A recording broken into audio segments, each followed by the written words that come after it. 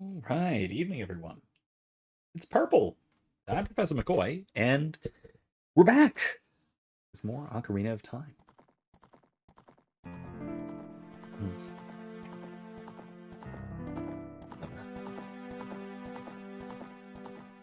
Anyway, how's everyone? Welcome. Hello. Good evening. Right. So, so I think we're going to pick up right where we left off in Hyrule Castletown. What? Oh, that's right. It doesn't start you from the area you exited from. Oh my gosh, I forgot about this game. Or at least about this version of this game. I think they actually did change this for the 3DS version. I think they did at least. I think they actually changed this a bit. Where you load in at the start of an area or something like that. I know you do actually load in at the start of a dungeon if you saved and quit at a dungeon. By the way, when I first played this, I turned left and immediately saw this. And that was a problem. I freaked the heck out about that. Especially now that you can hear it, just like spinning right behind you. Anyway, oh god, it really is following me. I know! Yes, that's where I'm going. I don't think I'm going to make it tonight. I'm going to make it before tonight, I mean. I don't think. I'll try and do the go fast, but annoy everyone. Anyway, so yeah. Okay, yeah. So there were significant improvements made in the 3DS version. I will say that, for darn sure. I'm gonna see if I can get in at night. Do the whole ride the bridge up thing.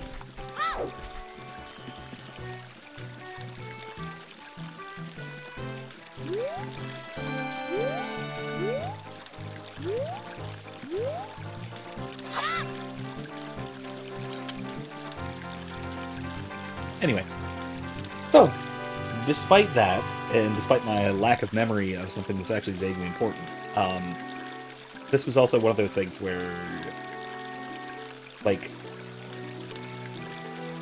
saving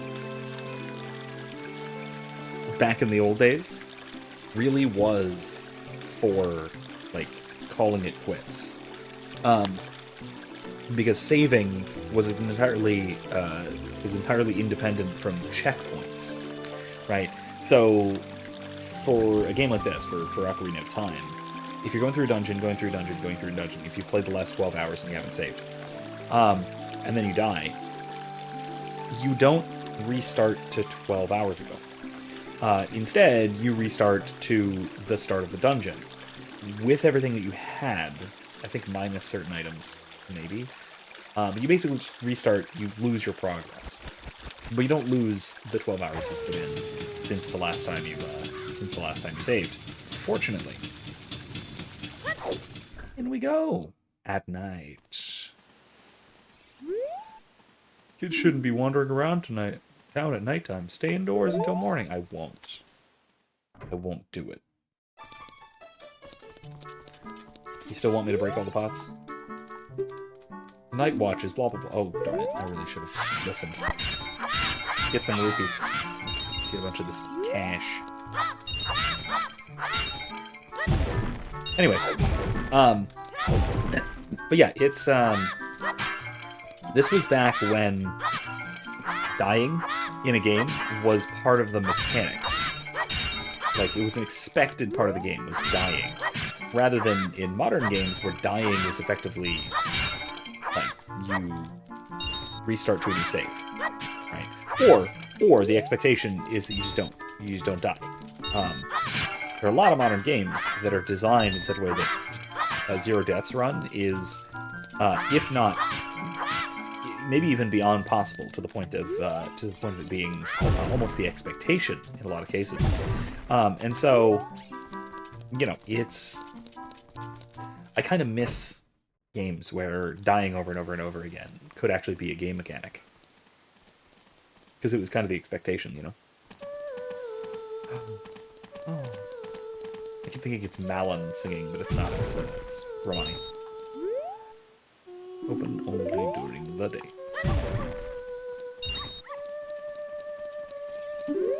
What's that up to? It seemed like it's taking forever for dawn to come.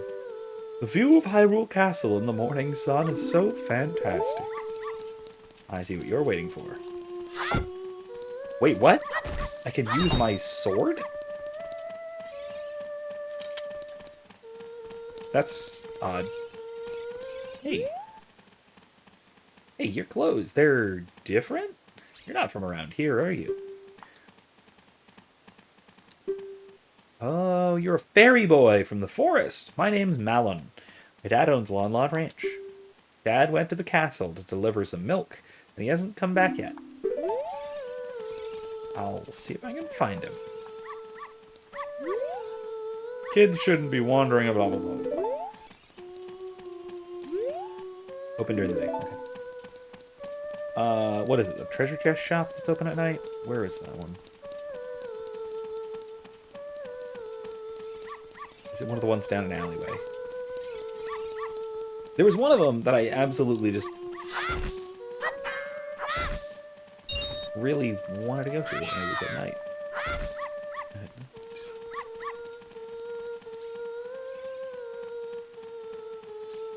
Oh, I can't pick up dogs. I think in Majora's Mask you can. You might need something in this game to be able to pick up dogs. I think that is a thing. I know it's a thing in Majora's Mask. I don't remember this one. Hey, wandering through someone's house. It seems strange that packs of dogs roam our streets at night. Doesn't that seem weird to you? Yeah, maybe a little. This one seems friendly, though. He's a Schnauzer. Or actually, maybe more like a Scotty? I don't know. Terrier of some... I guess some kind of terrier, I guess. I don't know. I don't know dogs.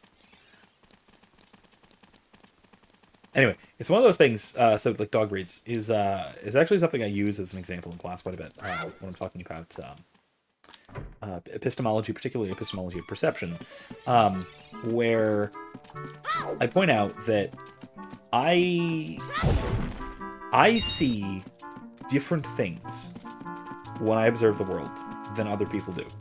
And it's because of the different concepts that I have available to me. That is not my dog. How could you make it my puppy with a mutt like that? What? Excuse me? I can't find my puppy anywhere. I need you to look for it, please. I have to lure back each individual dog, don't I? Oh, gosh. This is... I forget what this gives me. Probably a heart piece. But I'm gonna do it.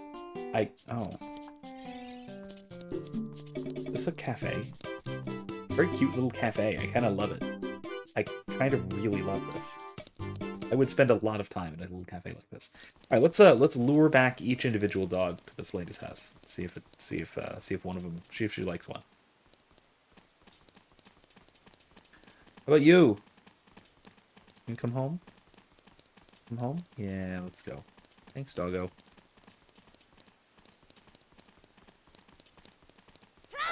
Ooh. Hey. There we go. This it? No. Nope, that's not the one, but I guess it's gonna stay here anyway. Alright, let's keep looking. Oh, they respawn. Hey, is it you?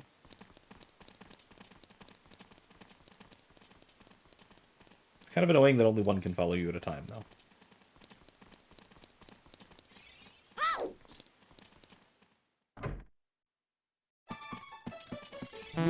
Nope, okay. Worth a try. It's gonna take a bit. It's gonna take some doing.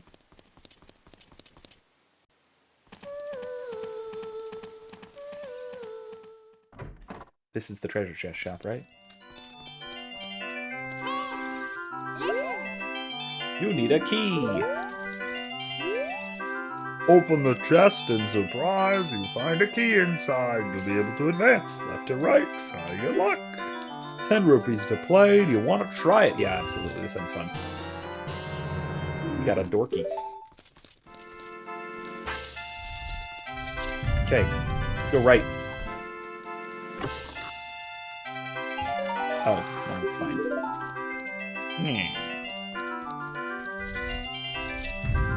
I don't think I have enough rupees to brute force this, but I want to try a few more times. Just. Oh god, can I only do it once a night or something stupid? Oh no. What if I go back in?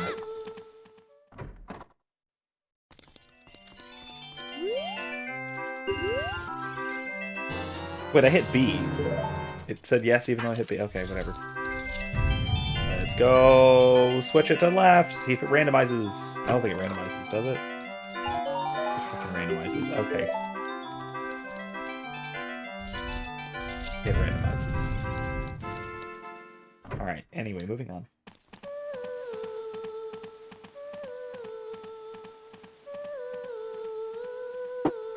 The luck you have to have for this. I think her dog is the one by the Temple of Time. Oh, but this one's already following me, so I might as well, I guess. Okay. I think hers is the one that hangs up by the Temple of Time, if I remember how this plot works, this little quest goes. If anyone remembers, feel free to tell me, because I don't have the patience to find every freaking dog in this town. Oh, the dog didn't follow me. Great. Okay. Anyway.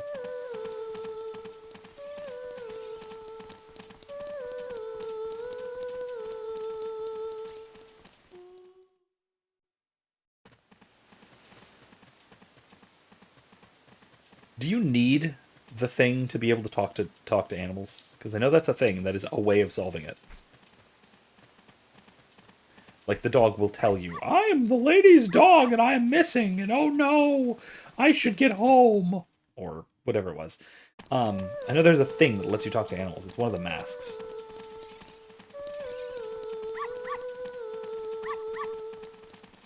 That also comes later.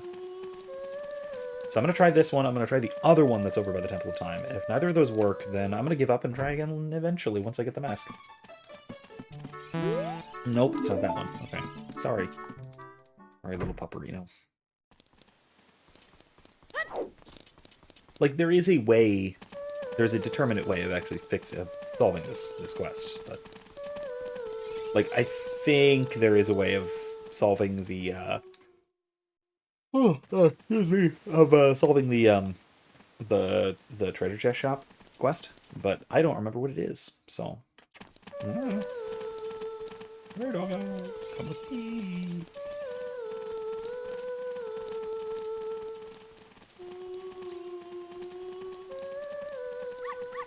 Alright. Anyway, so the, perceiving a dog. Nope, okay, I give up. Perceiving a dog. Right, okay, so. I don't know dog breeds well, as I've mentioned. I've mentioned this I've actually probably talked about this before to some degree, but, like I said, I don't know dog breeds all that well. Oh, you are so handsome. Just like the king of Hyrule. Anyway. And because I don't know dog breeds very well, when I look at a dog, what I see is a dog. Right? At least in most cases. Now, there are... Oh, hey, Kaparapora. Hold on a sec. You hold that thought, Kaparapora. The princess is inside the castle, just ahead. Be careful not to get caught by the guards. Oh, hoot! On this ground, time flows normally, but time stands still while you are in Lon Lon Ranch or in a town. Wow, this is game mechanic stuff. Whatever. No, thank you. Ooh, you're a smart kid. Good luck, then. Alright. So,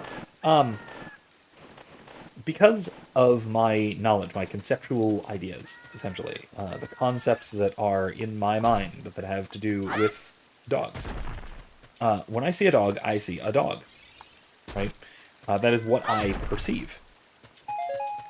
But somebody, like my wife Erica, for example, who knows dog breeds a bit better than I do, or maybe much better than I do especially, when they see a dog, they don't just see a dog. They see a Schnauzer, or they see a Labrador, or they see a Golden Shepherd, or that's not a thing, is it? Golden Retriever, that's it. Whatever. This statue's one-eyed gaze pierces into your mind. There's another mask that's stuck to them, I think, too. Ooh, the gatehouse. You can get into the gatehouse. Hey, look, there's a guard right there. I'm not gonna go there, because I'll get yeeted out.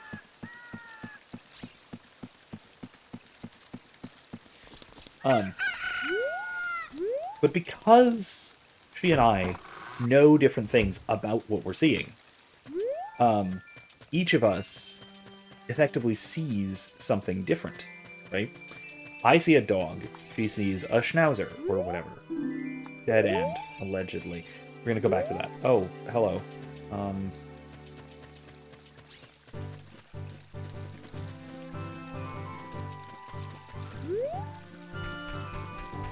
Yeah, we're where we're not supposed to be, I think, so let's be a little careful here.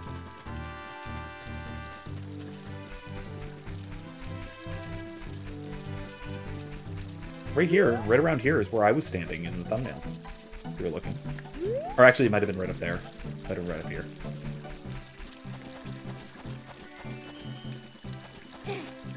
Okay. There we go. Oh, that's not great. I didn't want that yet. Actually, wait. Yeah, I do. I do want to drop down there. That's the way past.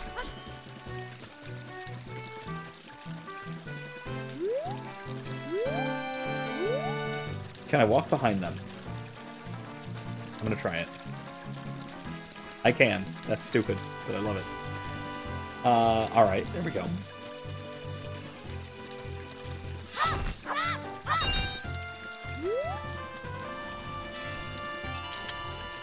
So yeah. So that all is to say that perception is in some way, in some, I think, very serious ways, conditioned by our knowledge or our concepts. Here we go. Mumble, mumble. Welcome, our ranch is so fun. Come on, look around. Oh, okay. It's not an actual door, is it? A pretend door.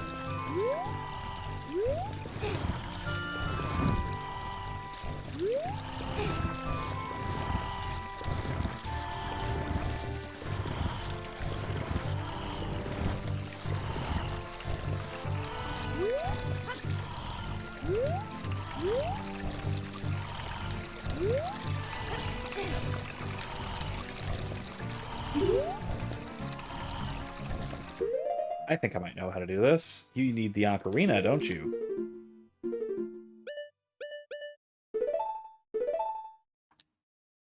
Okay, well, whatever.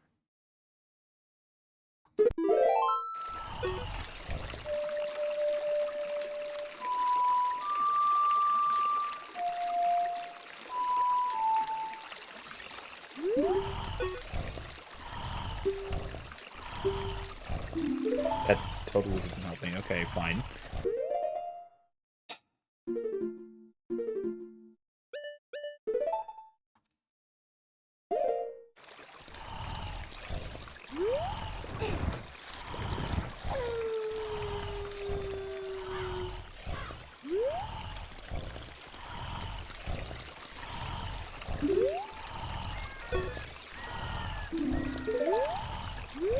Alright, I think I have to get kicked out. I have to ask Malon how to get him awake. So I'm gonna go get kicked out. If you'll excuse me. Guards! Guards! There's an intruder! It's me! Blech. Hey you, can I come in? Welcome to Hyrule Castle Town. It's a peaceful, prosperous town. That's it. Okay. Anyway, moving on. Um,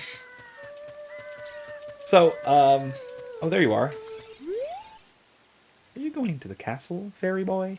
Would you mind finding my dad? He must have fallen asleep somewhere around the castle. What a thing for an adult to do, teehee. Oh yeah, if you look for him, I'll give you this to you. I've been incubating this egg very carefully, teehee. I got an egg. Put it to seed and see what happens. I'm aware.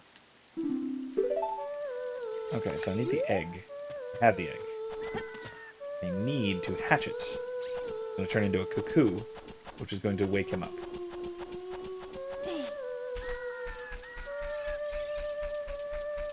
Now I don't know how to wake it up, how to hatch the damn thing. There's a thing that you have to do here. I said to just fall. Just fall. Just fall. Just fall. Just fall. Thank you. Anyway. Alright. Anyway. So moving on. We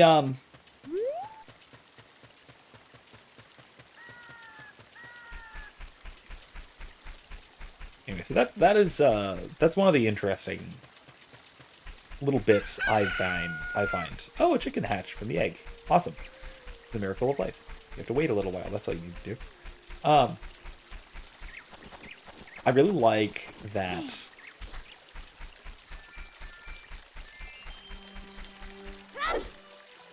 It really speaks to the idea that our minds and, or maybe I should say the different aspects of our mind, the different parts of our minds, our intellect versus our perception, they work together in a lot of ways, in a lot of senses, really profound sorts of ways. List items. Let's put it to Z. There you go.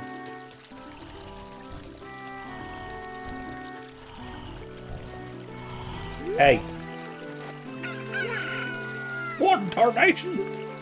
Can a person get a little shut-eye around here? Hey, and who might you be? Yep, I'm Talon, the owner of Lon Lon Ranch. I went to the castle to deliver some milk, but I sat down here to rest, and I guess I fell asleep. What? Malin was looking for me. I'm gonna catch it from her now. Messed up bad leaving Malin behind to wait for me. She's really gonna let me have it? Oh. You and your mustache.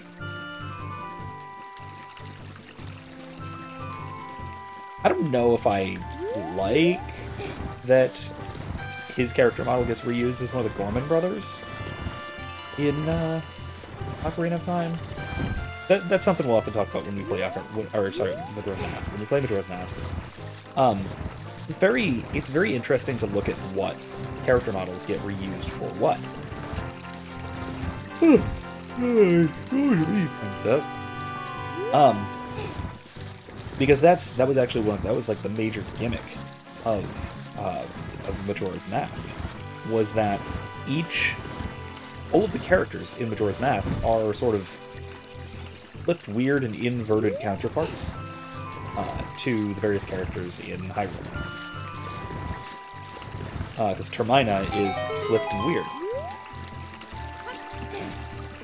It's kind of almost a not a dark side inversion, but a topsy-turvy kind of inversion of. Ooh. Let's go in here. No. It's like an odd kind of topsy-turvy inversion of Hyrule.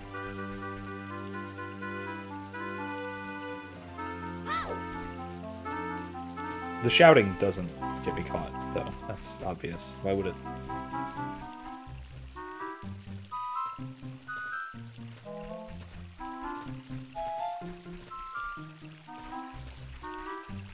Oh, these guys are fast. And they're going in opposing circles.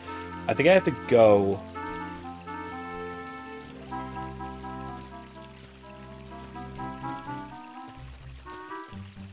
When they're both going down the middle, or down the, I guess for you, that way.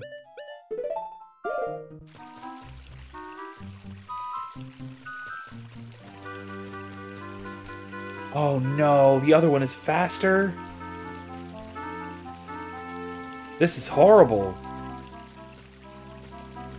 Oh my gosh. Alright, well I'm gonna be sitting here for a bit.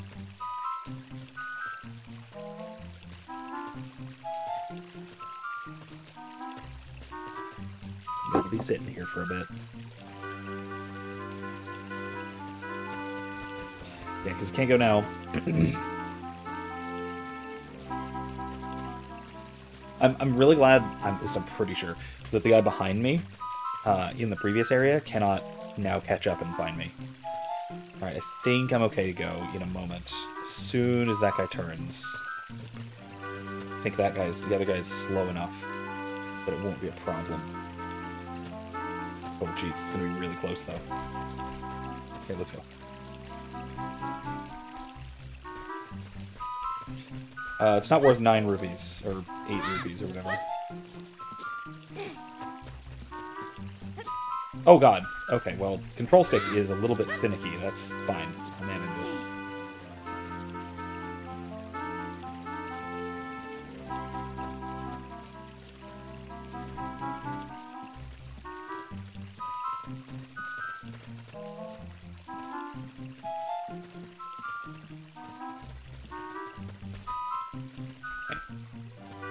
Yeah, the control stick is way finickier than it was on an N64 controller, at least this one that I'm using is. So it's a little bit touchy. Oh, jeez. Are you kidding me? He's gonna stop halfway too? Oh, God. This guy moves slower.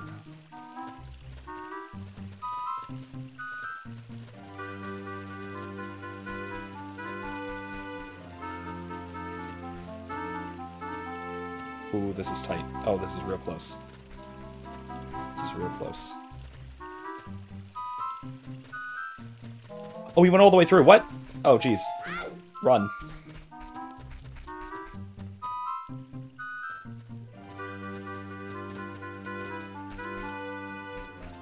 Well, at least they're on the same pace. Kind of.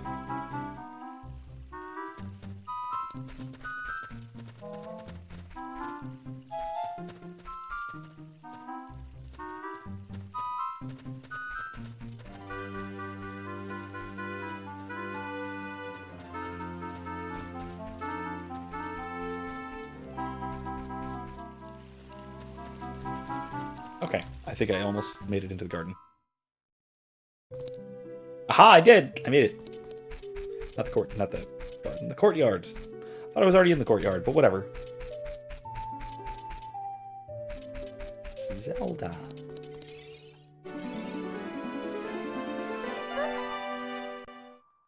Oh, who?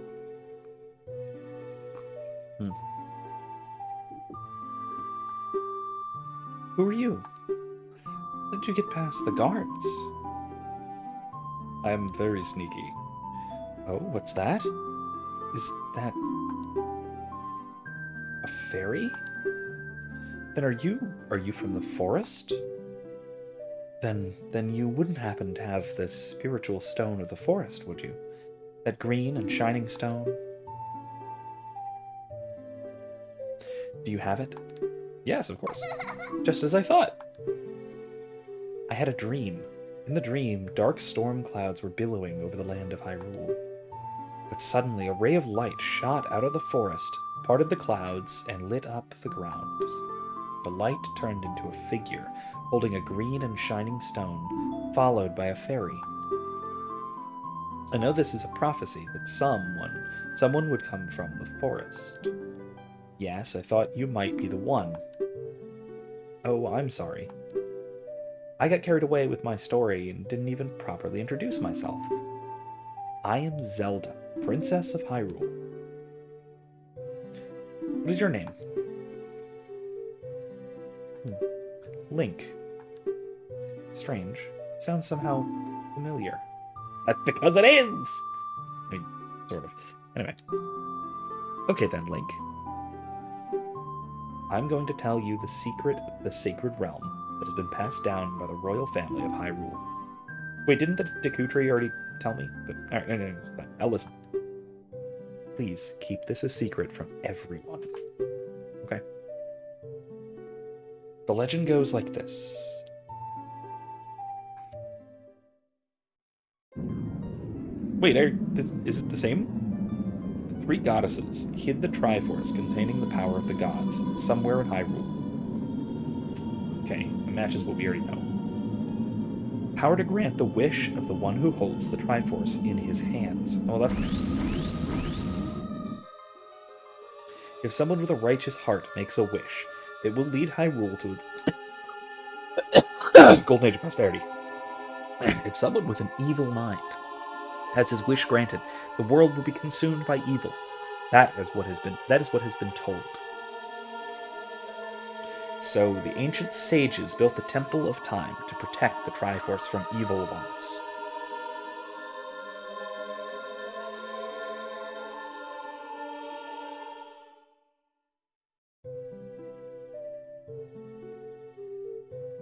That's right. The Temple of Time is the entrance through which you can enter the sacred realm from our world. But the entrance is sealed with a stone wall called the Door of Time. And in order to open the door, it is said that you need to collect 3 spiritual stones. And another thing you need is the treasure that the royal family keeps along with this legend.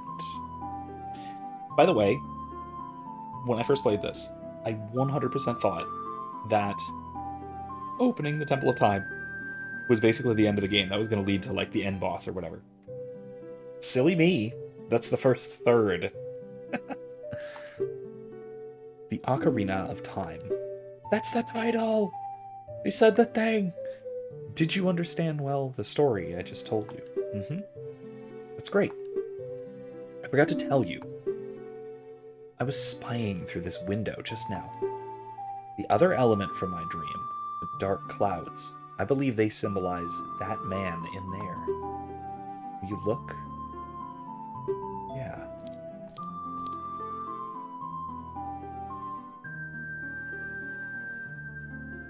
That's him, alright. Can you see the man with the evil eyes? Yes. Yep. It's definitely the guy that the Deku was talking about. That is Ganondorf, the leader of the Gerudos. They hail from the desert far to the west. Though he swears his allegiance to my father, I'm sure he's not sincere. The dark clouds that cover Hyrule in my dream, they must symbolize that man. Because he's yellow, isn't it? What happened? Did he see you? Don't worry. He doesn't have any idea what we're planning. Yet. Wait, I don't either. What are we planning? Yes, I told my father about my dream. However, he didn't believe it was a prophecy. But I can sense that man's evil intentions. What Ganondorf is after must be nothing less than the Triforce of the Sacred Realm.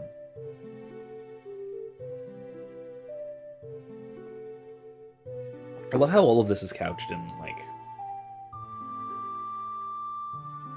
childlike uncertainty, right? So much of the whole first third of this game is kid-like, it's whimsical. It's sneaking around past the guards, you know, so you can go and talk to the princess about her wacky conspiracy theory. And her wacky conspiracy theory is that guy's mean.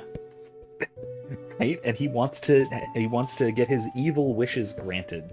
And he's nice to my dad, but he's really lying, right? It's all very juvenile in both positive and negative ways. It's kind of naive, but it's also innocent.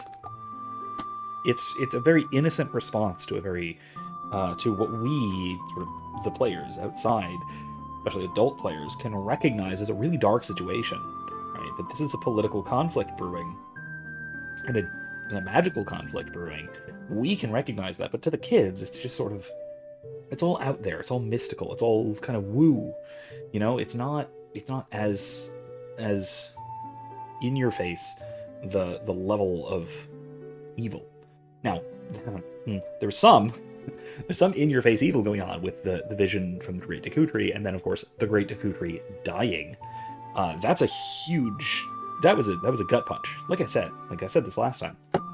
Last week's stream, I mentioned this, that that death of the Great Decutri, especially after winning, after beating the dungeon, and he dies anyway, that freaked me the hell out when I was little, when I was like 8 or 9 or whatever. Like, and I really think that it's funny. I reflecting on this a little bit, I think that really speaks to, um, if not the origin of, it certainly is related to what is, if not my greatest fear, one of my greatest fears, which is a kind of loss of control, right? A situation being inevitable, no matter what you do, and in that way, it's the death of the Great Decutri in that sense. This sprang to mind because I was just watching a couple of the Star Trek original series movies, and it reminds me in a lot of ways of the Kobayashi Maru, right? Of the no-win scenario and how Kirk faces it, right? And especially in the old movies, but honestly, the new one deals with this. J.J. Abrams deals with this relatively well. Like, I mean, his attitude during the test is shitty, but whatever. It's J.J. Abrams. What are you gonna do? But old, like, original series and original series movies Kirk, Shatner Kirk, is always the one to find a new way of solving the unsolvable problem. He most famously does not believe in no-win scenarios. And I am very much the same way. I'm always wanting some kind of solution, some kind of, even if it's an innovative, off-the-wall kind of solution to a seemingly unsolvable problem. But if I ever confront something that I cannot overcome in this way, it deeply destabilizes me psychologically. It's frightening, right? And it's similar to the death of the Great Decutri after, yeah, I did everything right. I went all the way through. I did everything that I was supposed to do, but I still lost. It's like, to go still with Star Trek, it's the Picard thing. It's possible to make no mistakes and still lose, right? At least, presumably. I do take a little more towards the Kirk side of this, right? That there are no, I don't think there are no-win scenarios. There's always some way of overcoming to some degree, and even here, you wind up saving the world, even if you can't save the Decutri.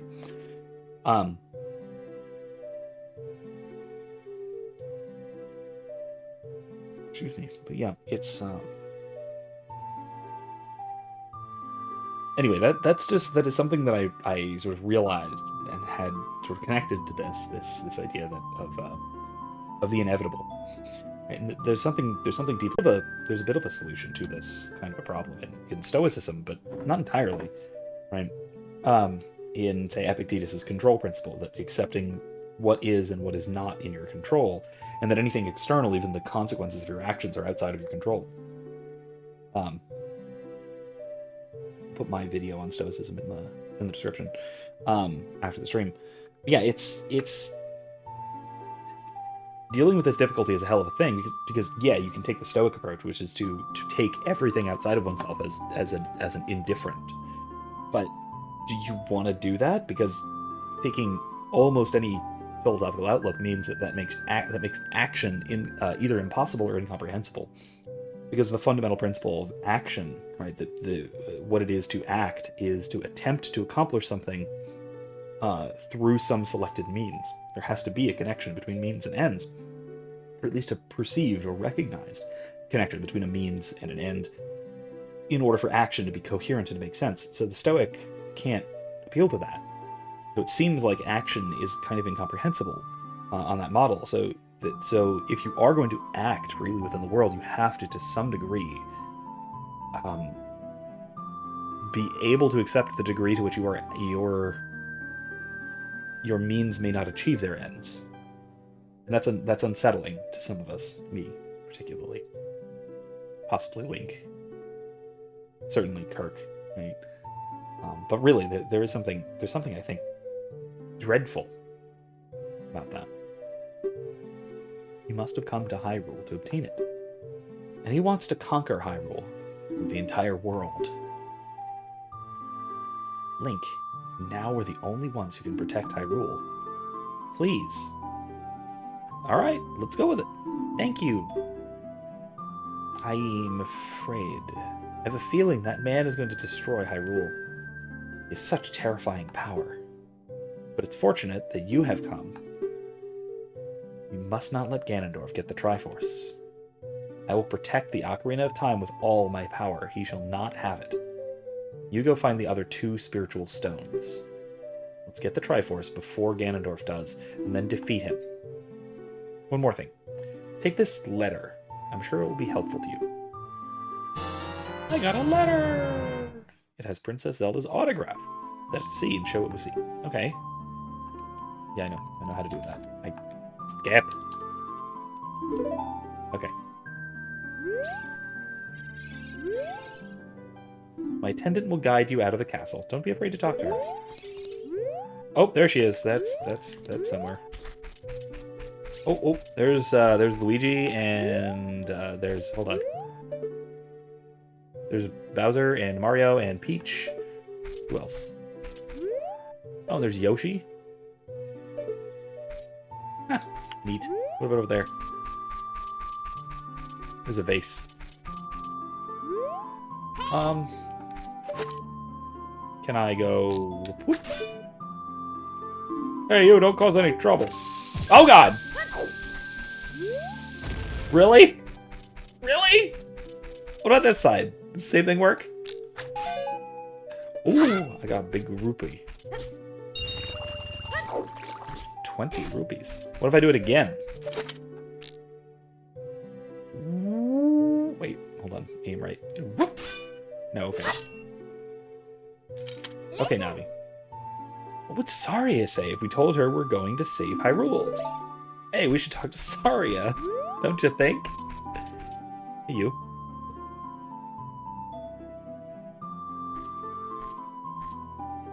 You are? I'm Impa of the Sheikahs. I'm responsible for protecting Princess Zelda. Everything is exactly as the princess foretold. Oh. Interesting. You are a courageous boy. You're heading out on a big new adventure, aren't you? My role in the princess's dream was to teach a melody to the one from the forest. This is an ancient melody passed down by the royal family. I've played this song for Princess Zelda as a lullaby ever since she was a baby. There is mysterious power in these notes. Now listen carefully.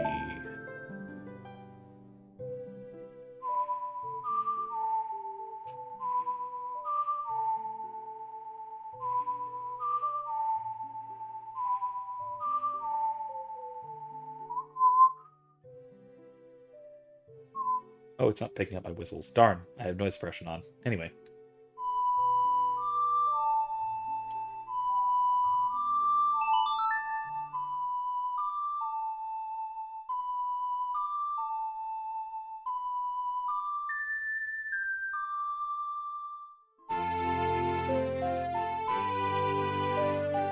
The look of utter mystification of that Ocarina. It's crazy. You've learned Zelda's Lullaby. If the castle soldiers find you, there will be trouble. Let me lead you out of the castle. Let's go.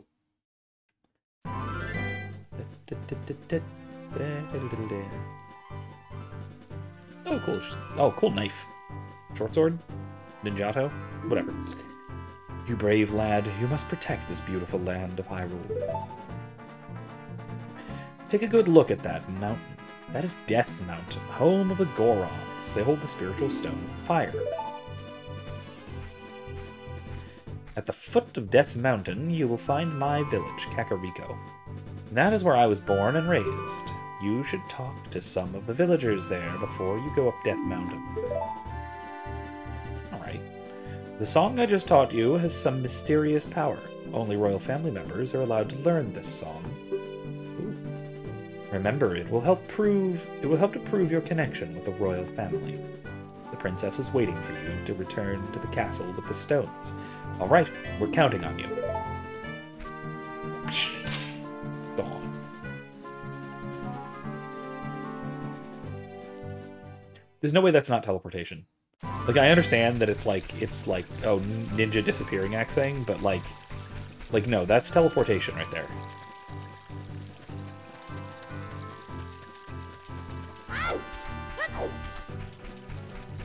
That's the other thing too.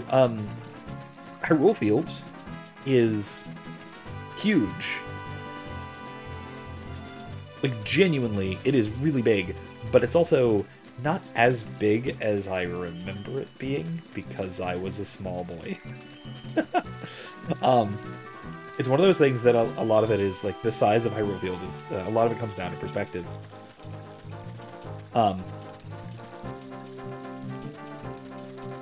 Like, it is big, don't get me wrong, but it's big for N64. And also the hill, the, like, hills in the middle really help to make it seem larger, you know? Before nightfall, I made it. Where's Saria? She was usually waiting here, man. Because I gotta go back in here to find her. Kiri Forest. What is Saria's house? Lido. Hi, Hudson. Welcome. Good evening. How you doing?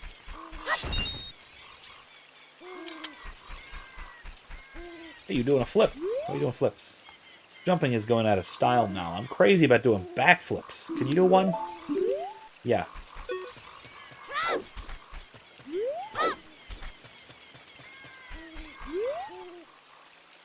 Jump, I know. Yes. See, I can do a backflip.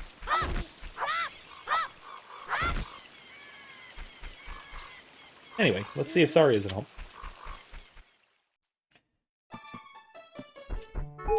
No. Okay. Where is she?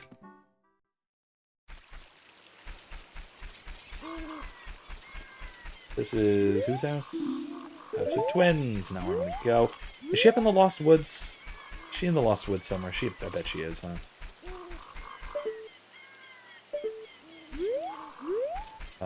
Which way is Lost Woods? Over there.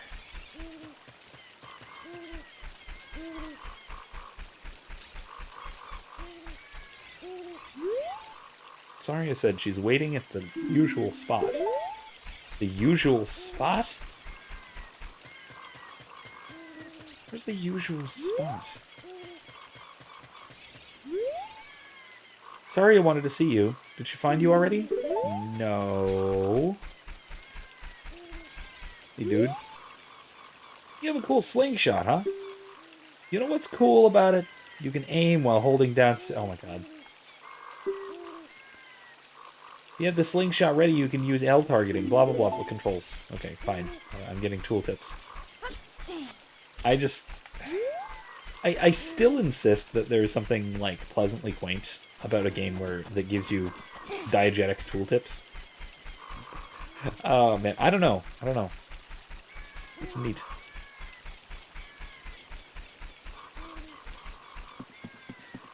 Maybe the Lost Woods.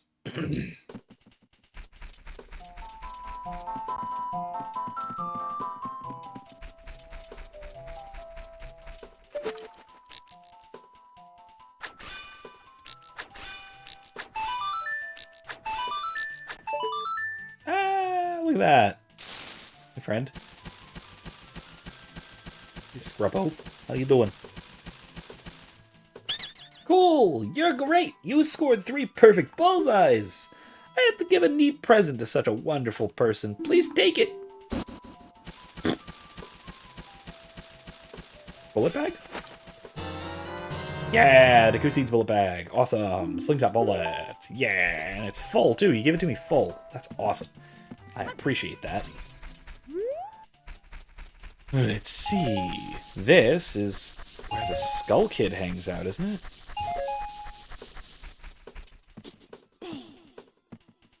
Ooh. Hello. That means... follow along with our song on your ocarina. We'll lead you into it.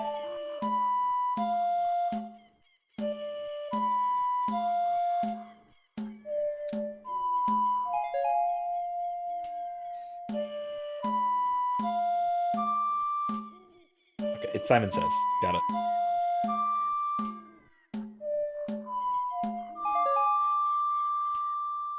Okay.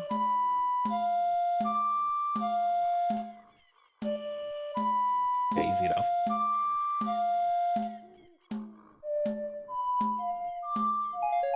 Okay. Okay. That was quite a nice session. As a token of our friendship, please take this. A rupee! Sure. I guess this is... It's gonna increase, I guess, if I keep going. Minigame-wise. Okay. Okay.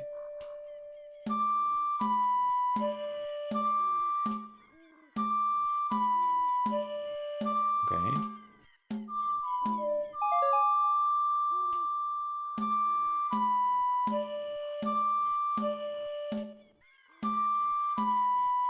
Okay, this is a little harder to remember than the last one. With less C-stick. With, you know, the C-stick does sticky stuff. But at least it's mostly back and forth.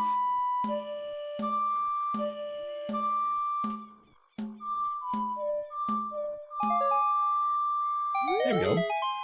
That was quite a nice session. As a token of our friendship, please take this. 5 rupees. I am full. I need a bigger wallet. Alright, moving along, shall we?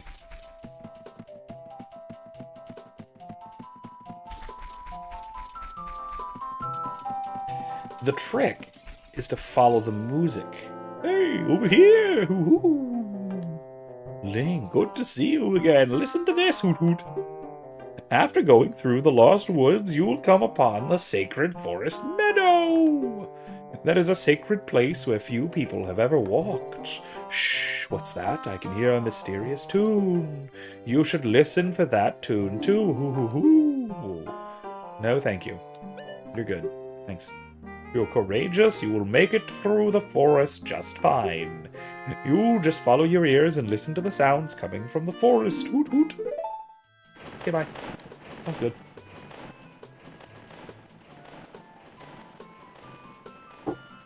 Now, I will say, I mean, yes, I'm supposed to listen for the music and follow the music and yada yada yada.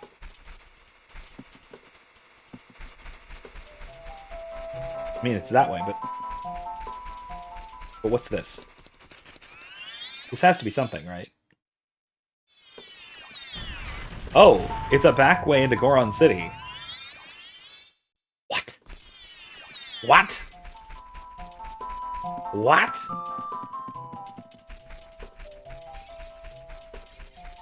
And this, if I'm not mistaken, yep, that's a back way into Zora's domain.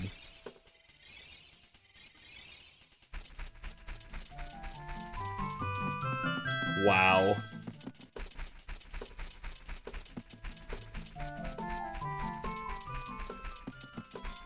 Okay. Okay.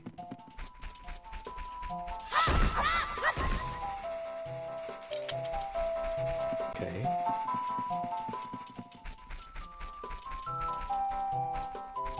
That's right. I hope that's right, right? I'm not crazy? Oh, okay, yeah. The Sacred Forest Meadow. Okay, can I get through, or...? Wolfos! Draw close and watch its movement carefully. This is actually one of those relatively...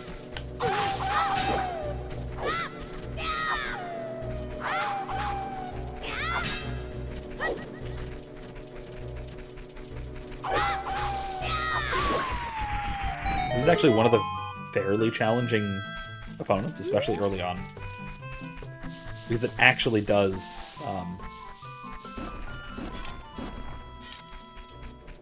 it's actually tactical. At least a little bit.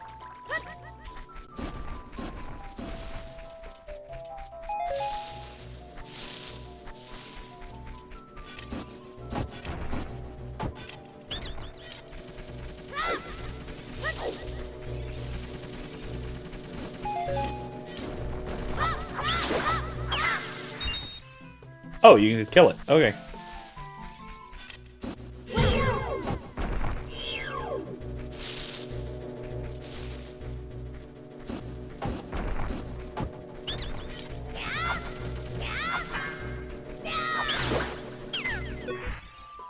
Okay.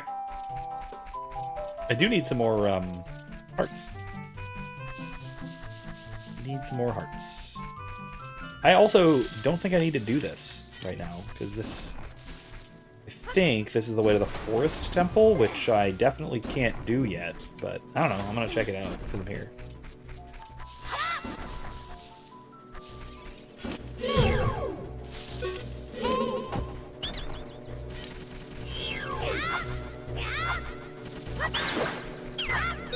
I mean, it's not like this is Kung Pao, where we are told to avoid the meadow.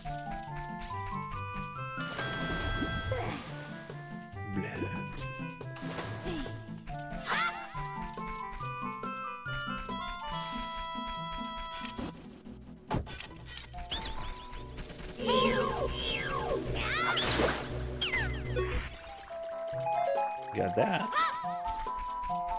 Oh, already went this way. Okay, moving on. I really do need hearts, though. That wasn't hearts.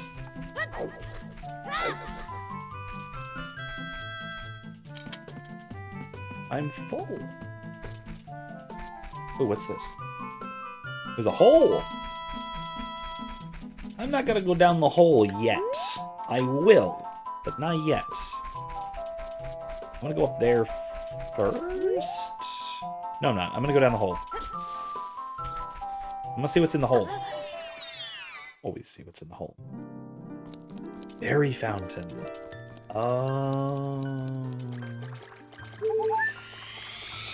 Alright, well, I don't have a bottle, so this is only of so much use. And there's no great berry, so... Okay, that's definitely something to know, though. Something to keep in mind. At the end of the Lost Woods, there is a sacred meadow, in which there is... fairies. I mean, of course there's fairies, actually. That makes perfect sense from a lore perspective, too.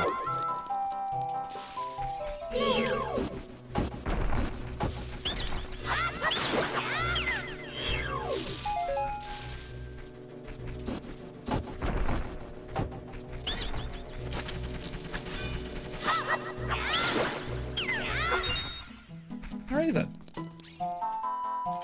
Moving on. Yep, it's the forest temple. That was useless. Yeah, that was not. I didn't need to do this at all. Especially as a child. Oh, it's Saria. Never mind, I did need to do this.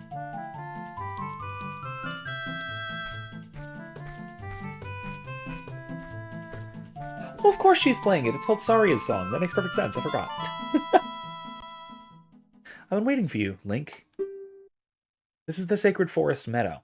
It's my secret place. I feel this place will be very important for both of us someday. Yeah, that's what I feel. If you play the ocarina here, you can talk with the spirits in the forest. Would you like to play the ocarina with me? Yeah! Cool. Okay. Try to follow along with the melody I'll play. Ready?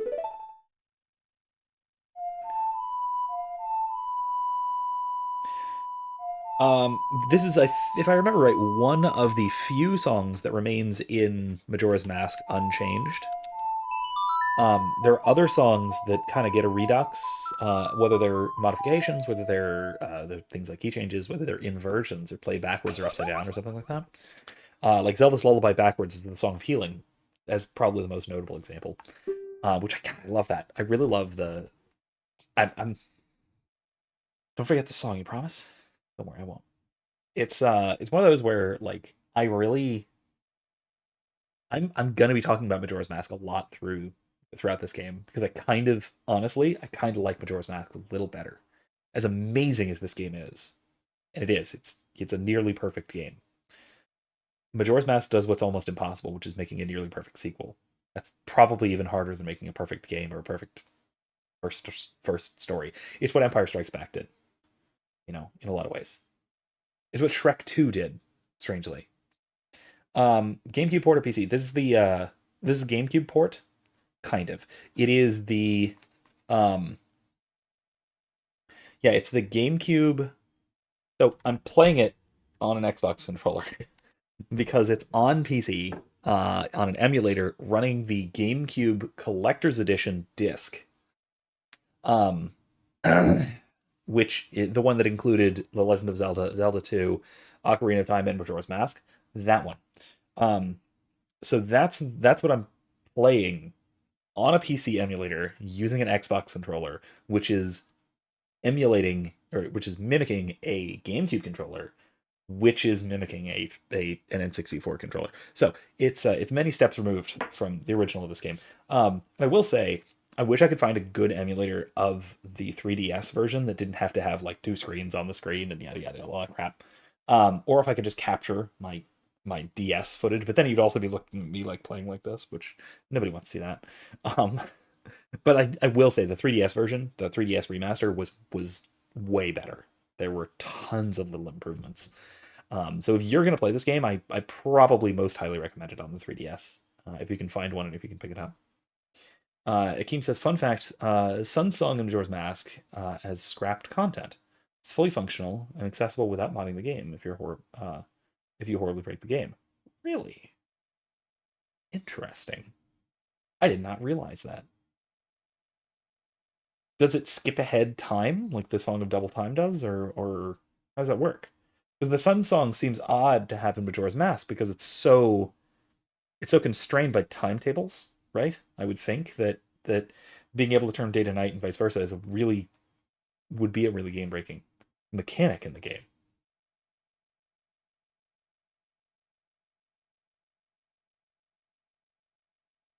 Hmm. I also know that Majora's Mask is one of those games that was it was one of those that was plagued by a really short development cycle, but they managed to really pull it off and they made the best of its weaknesses, which really they use reusing the character models excellently done. So well done. To actually tell the story in a really, really cool way. When you want to hear my voice, play Saria's song. You can talk with me anytime. Oh, okay. I will, once in a while, when I don't forget. It's more of a buggy Song of Double Time. Not sure if it was planned or something that was a consequence of being built off Ocarina of Time. It seems like it was. I mean, if it actually skips ahead of time, it actually skips time ahead. I'm guessing that was the original mechanic for the Song of Double Time because you don't actually technically learn the Song of Double Time or the inverted Song of Time. You don't learn those. They're not like official songs that are on your sheet. They're just things that if you play them, they do something, right? So maybe that was intended as the original way of doing that, but then they're just like, eh, got it. Let's just do it this way. That's my best guess. Having just found this out now, I don't actually know too much in terms of um, any real perspective on the matter. And yeah, scrapping it to make room for more songs also makes perfect sense, just because there's a ton of songs in that game, all of which are functional. Um, Unlike in Ocarina, where most of the songs, like a good half or so of the songs, are warp songs. Where in Majora, they cut the warp songs down to one. There's only the one song, the owl one, or whatever it is, that lets you travel, that lets you fast travel. In this game, there's a ton of them. Woohoo! Did you learn an ocarina song from Saria? That melody seems to have some mysterious power. There may be some other mysterious songs like this that you can learn in Hyrule. If you hold the ocarina, just like this. Do you want to hear that again? No, you're good. Thanks. Melodies you have learned will be recorded on the quest status sub. Thank you. Anyway.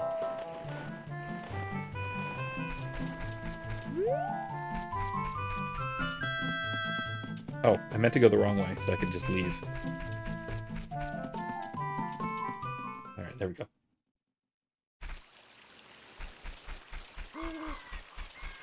Yeah, I actually, that was one of the things that I noticed. Even when I first played Majora's Mask, when I got the song that does the warping... Oh, that was wacky. I'm gonna save just in case I get a weird bug. Just in case, you know? Just in case. Excellent. Yeah, when I got the one song in Majora's Mask that does all of the warping, I was shocked. I was really surprised, having just played Ocarina of Time, where all of the warping songs were their own individual thing.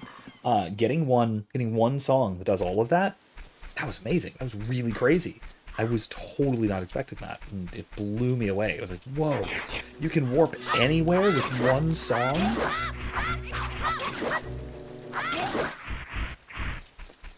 Anyway, so that was like shocking to me. Anyway, the Style Childs are not actually fast, so I can just outrun them most of the time.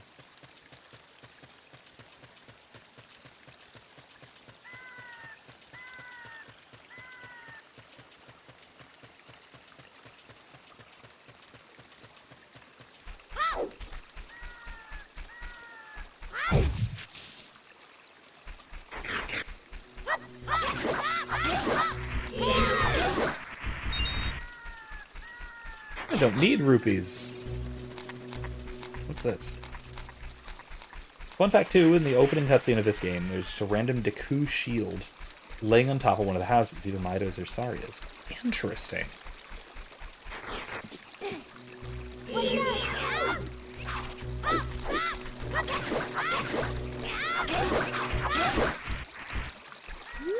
Interesting. I wonder if that was originally how you were supposed to get the shield instead of having to buy it.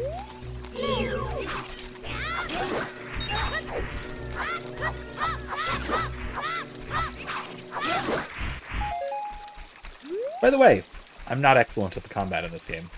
You couldn't tell.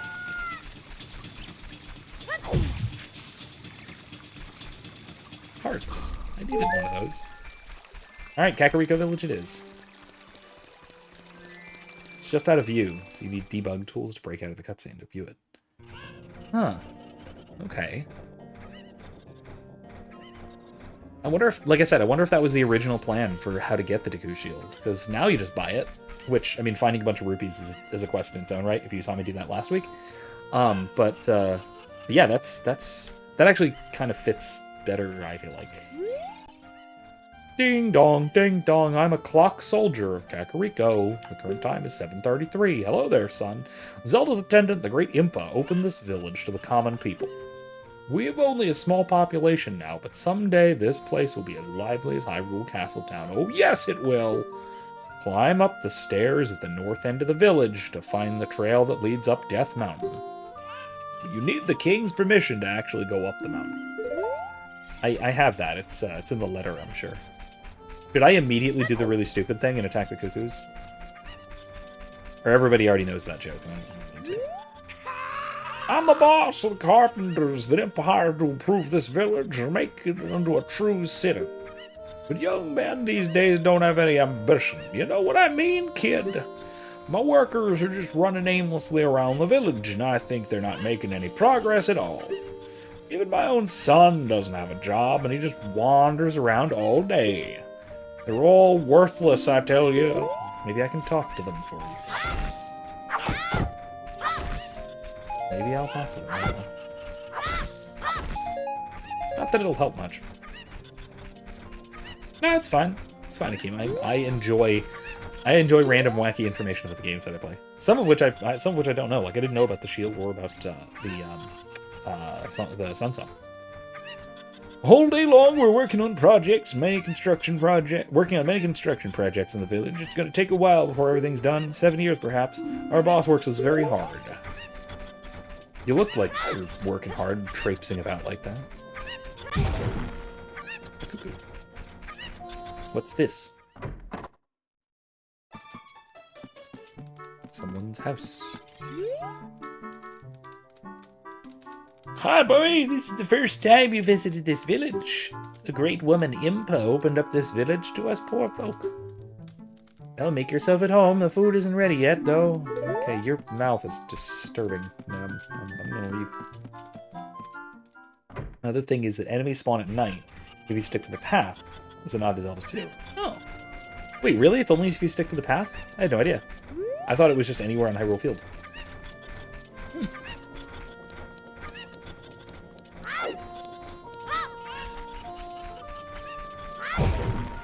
I also never quite realized that because I had not played Zelda 2 until long after I played this. And honestly, I could never get through all of Zelda 2. I did not, as is I think the popular opinion, I did not much care for it. Oh, they won't spawn if you stick to the path. Oh, is that why I was able to just wander on through? I can't jump. I can't. Okay, fine. I wanted to talk to the guy lounging on the roof. Okay, that one, okay, them not spawning on the path, that actually sounds familiar. I think I've heard of that before. Hey, there he is. I can't get down, so all I can do is look at Death Mountain. That's kind of depressing and disturbing. What's this?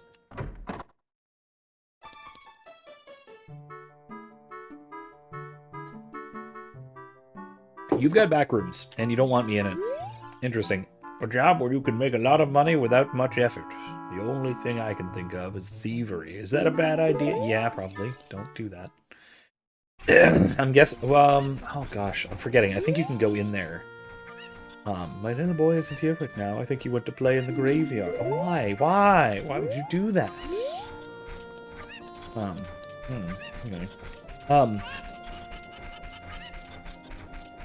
Yeah, that is. I think I'm trying to remember. That's something that you can do as an adult.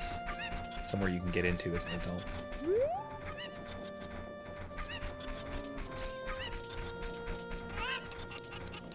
adult. Another question. I don't know if you can get in. Can you get into the bottom of the well now? Hey, mashed potato. Playing in the graveyard is a classic American pastime. Yeah. I mean, that's true. Can't really deny that. Oh, this is horrible. Yeah, I hated this. Still kinda do. We all look like this because of the spider's curse. If every spider of the curse in the entire world were destroyed, the curse would be broken. When you destroy a spider of the curse, a token will appear. Collect it as proof of your achievement. The number next to this icon, blah, blah, blah, blah, blah. Look for them not only out in the open, but also inside the dungeons. Of course, this is just our dream. You don't have to do it if you don't want to. If you break the curse on my family, we will make you very rich. Yeah, he's all... Yeah, I'm cursed! Are you gonna say Yar, I'm cursed? Yar, I'm cursed. Yeah, I figured you'd say that. You're gonna say Yar, I'm cursed, aren't you? Yep, I was right. Yar, I'm cursed. Oh, you speedrun it. Ah, I see. I've never been much of a speedrunner. I mean, as you may be able to tell from some of my playthroughs of various games, I do almost the opposite. It takes forever. Yar, I'm cursed. You can always get to the bottom of the well, but casually, not until the end of the Forest Temple. Okay, I figured. I figured there was a way of doing it, but I also kind of figured you had to do some kind of weird exploit or to get around some kind of like my assumption is you ordinarily, I forget, you probably need an item, right? Like I said, it's been a while. This used to be the Great Impa's house, but she doesn't live here any longer. It is now open to all villagers. You're free to go on in. This village used to be a Sheikah village, but the Great Impa opened it to everyone. You're the fourth person who told me that. That's a lot of books. Hey, kid. Do you always enter other people's houses without permission? I just got permission. Didn't your parents teach you any manners? Oh, well. Did you see a lady behind this house? She's going through hard times. Oh, well. If that lady asks you about chickens, you should listen to her. Okay, I guess I will. Hey, a cow. I would like to get in there, please. I think I have to talk to the cow or something. Right. She asks you about chickens. Listen, okay.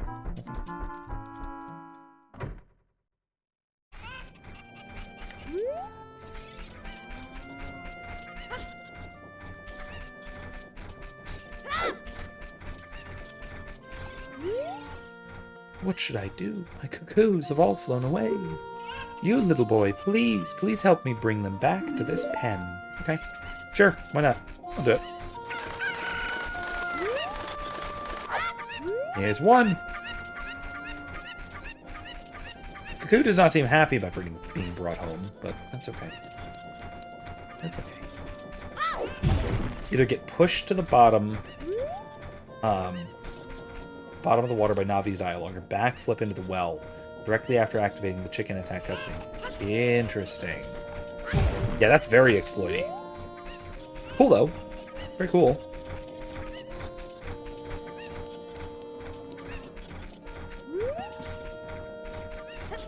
Oh, I need a chicken to get to that chicken, don't I?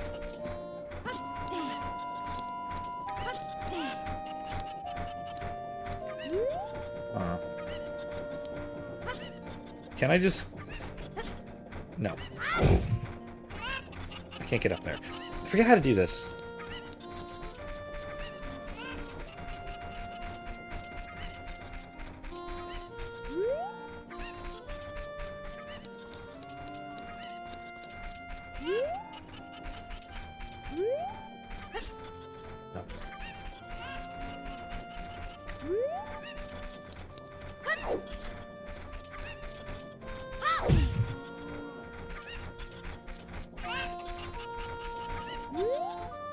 Oh yeah, yeah. Ice arrows. They're cool, I guess. Pun semi-intended. I mean, that's kind of it though, right? I mean, they don't have a purpose in the plot. Like, they're not a plot item. They don't unlock anything. Now they do in Majora's Mask. Majora's Mask, they're actually very important. I forget what they unlock, but they're for Zora's Domain? Not Zora's Domain, the equivalent, the water place, water temple place. Graveyard. Do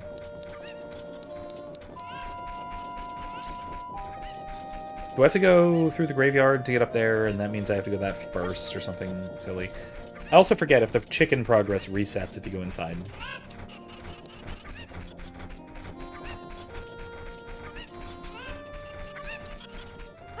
I mean, I know there are uses for them. They are used for things, but they're not plot things. They're in no way essential to I don't even think they're essential to any collection quests or side quests or anything, are they?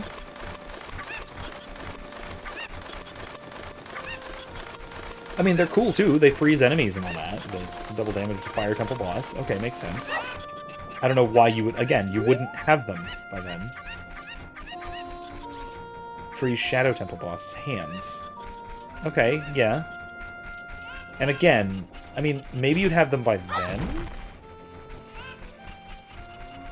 I don't know. I typically never got the ice arrows until pretty late game. So I don't know. I don't exactly know what use they're supposed to be.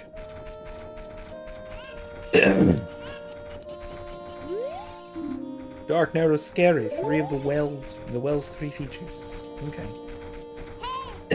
Hey, what's up? Impa said that the spiritual stone of fire is somewhere on Death Mountain. I know. I'm dicking around here first, okay?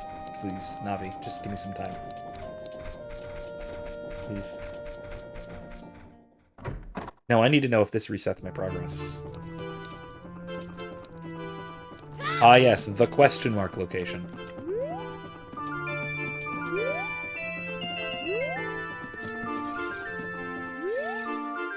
Go around and around and around. What fun. I'm so happy. I get them between Shadow and Spirit. They're literally useless. And the worst items in the game. Yeah. I'm a music man who loves to go around and around, I'm trying to come up with a musical theme inspired by this windmill, going round and around and around and around. It's playing. It's currently playing. What do you want about it, you crazy person? Anyway, I assume it's non-diegetic at this point. Next to Nairu's love and defense. I don't know. I have gotten some use out of Nairu's love. It's not the most useful, certainly, but you know, it's something. Oh, okay, good. The chickens do not reset when you go in a building. That's good. Now, do they reset when you go into the graveyard? Still gotta figure out how to get to that. I think you have to, like, take a chicken up somewhere and fly with it or something really silly.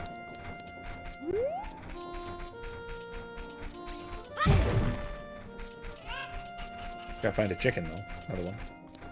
Hello, chicken. I need you. Hello, chicken. Yeah, let's go.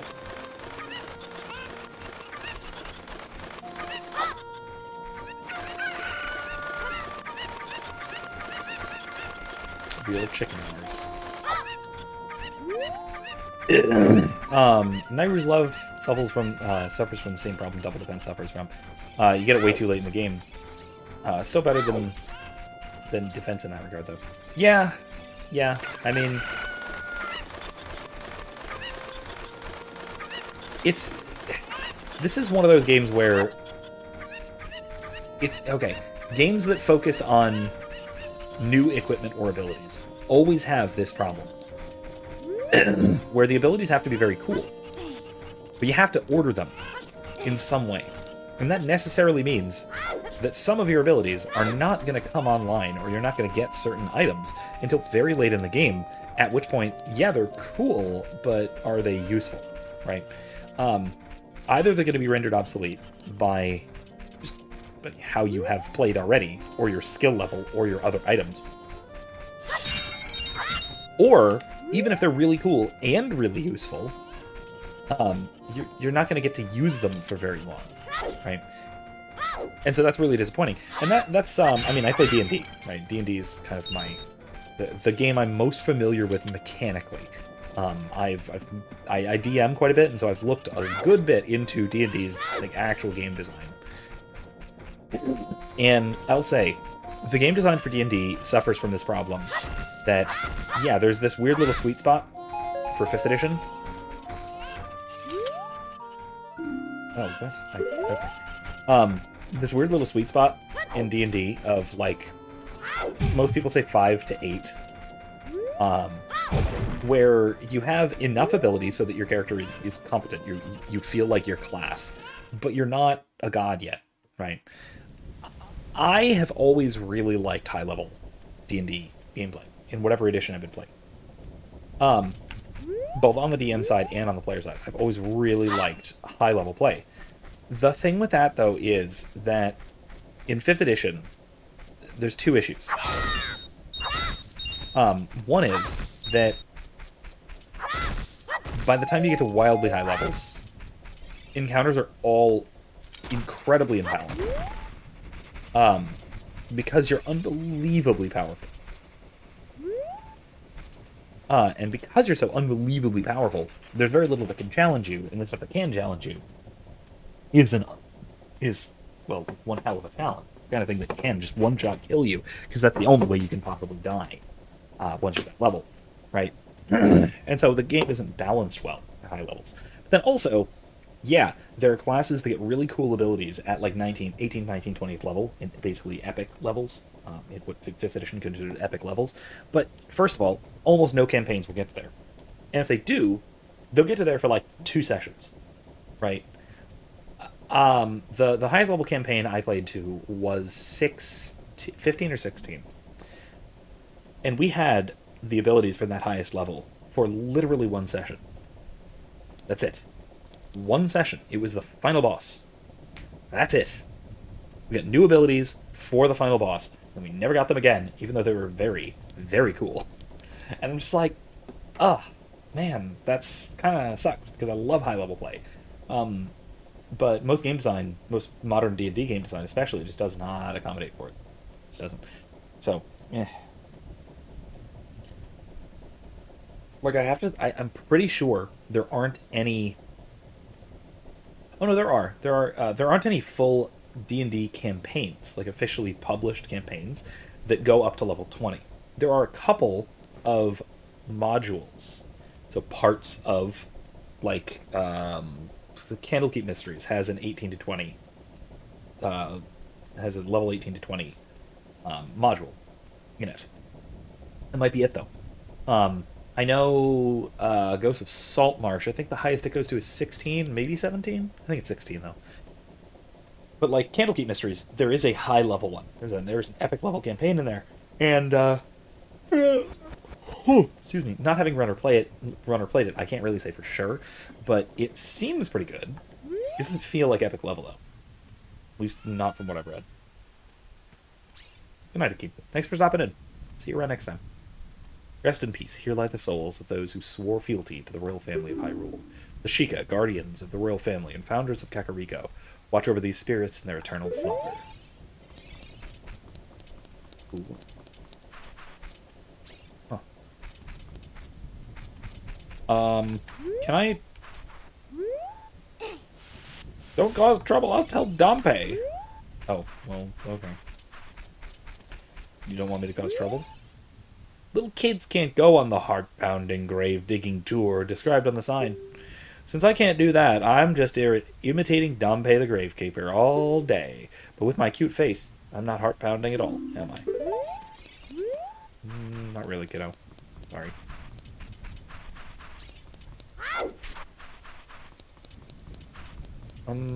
Yeah, I need that, which is the magic beans. The crest of the royal family of Hyrule. Royal families too. I can get in there somehow eventually. Maybe. That was trouble. I'll tell Dompe. Alright, I can't do that now. Maybe I have to do it at night. When there's spooks out. This is Dompe's house. Be quiet. It's only 7:30. I, Dompe the Gravekeeper, am in bed now. Go away and play. Maybe you can find a ghost in the daytime. Alright, maybe I'll come back at night.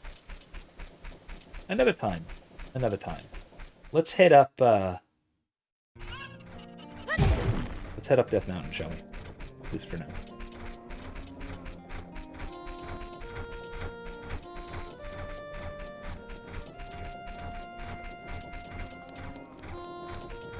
I will say, though, the Kakariko Village theme and the various Kakariko Village themes are some of the nicest and most soothing melodies in the Zelda franchise. And it's interesting that this theme provides a lot of inspiration for some later music as well.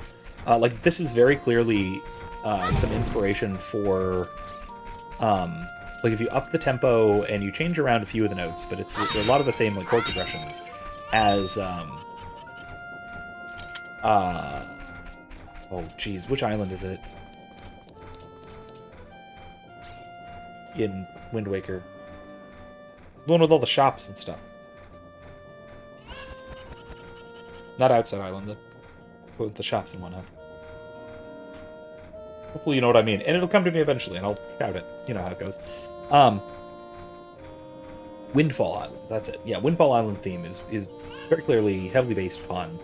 not heavily based upon, but it's inspired by Kakariko Village. And then Ordon Village as well, in Twilight Princess, has got some very clear inspirations here from Kakariko. Death Mountain, no passage without a royal decree. The road is closed beyond this point. Can't you read the sign over there? Eh? Oh, I see. You're just a kid. You can't read yet. Shut up. Shut up, loser. Hey, guess what? Oh, this is surely Princess Zelda's handwriting. Well, let's see. Okay. This is Link. He is under my orders to save Hyrule. Wah. What kind of funny game has our princess come up with now? Okay, alright. You can go now. Just be careful, Mr. Hero.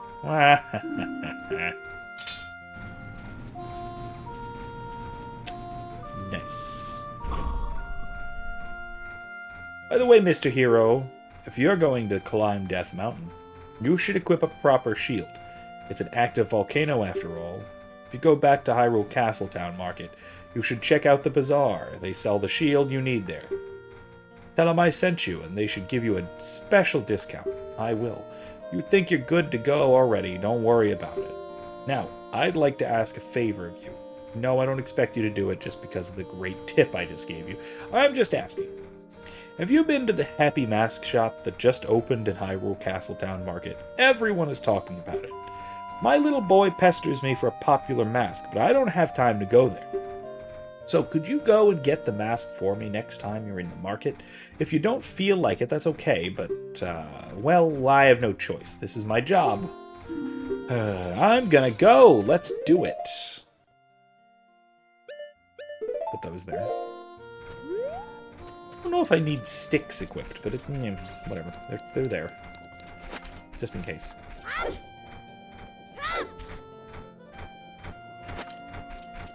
Alright. To Castletown! Now also, I'm not sure if it's 7:33 a.m. or p.m. And I'm about to find out. Because if it's about to just go turn nighttime, then great, I'm just going to turn back around and then go to the graveyard. But if it goes ahead and... If it goes ahead... if it is 7:33 a.m., then great, I can just go to Castletown. Get a mask, get a shield, come back. But then, it'll probably be sundown. Perfect. Just what I wanted!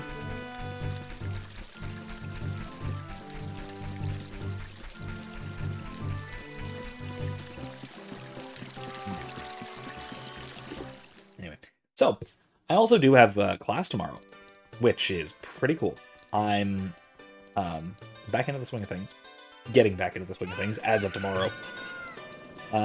Starting the new semester, which is great. I always have a great time near the beginning of the semester. It's great. 80 rupees. Can I talk to you? My current hot seller is the Hylian Shield, but it might be too big for you, kid. I can't get a discount? Heard about us from the guard at Death Mountain Gate. Well, I have to give you a good deal then. Hylian Shield. Switch to equipment subscreen. How much was it? Oh, wow. Okay, it was only... He gave me half off. Damn. Good deal. It was a good deal. Okay. Okay, it's a white dog. Hers is a white dog. Okay. Well, that's something.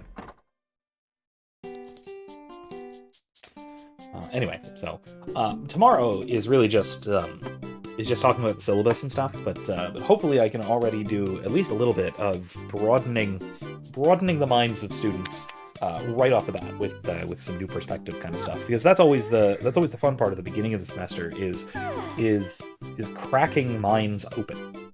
Not necessarily blowing minds. You have to wait for that. That takes some preparation, some time, some very careful working. But cracking them open, just getting those first little bits of just weaseling your way into the mind of at least an attentive student, because there are some who will just pay no attention whatsoever and will not care at all, and you will not blow their minds or open their minds or anything. But there he is. Welcome to the Happy Mask Shop. We deal in masks that bring happiness to everyone. I saw a great meme picture of this guy at some point, a good long time ago. But it wasn't him, it was Benedict Cumberbatch playing him, which, yeah, could be very good.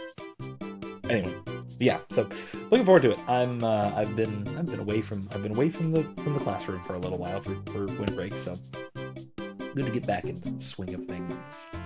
I'll keep you guys posted on how things are going. It is my ethics class, which, speaking of, I'll just throw my whole if it's not in the description already, it might be. I'll put my playlist down there.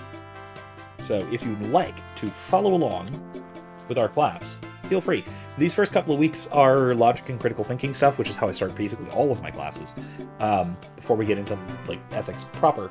But yeah, it's I'd invite you all to come along. I'll probably be recording classes from here and there as well to build upon the playlist a bit more as well.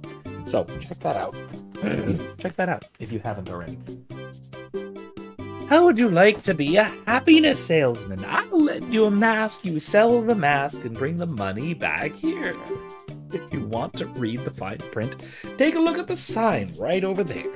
After you've sold all the masks, you'll become happy yourself. Have faith. Keaton mask. You borrowed a Keaton mask. You'll be a popular guy with this mask on. What does it do exactly? Is this the one that lets me speak with animals or no?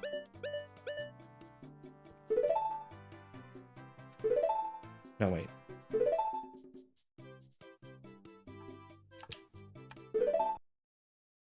I don't know what it does. Is this the one that lets me speak with animals or no? Let me see.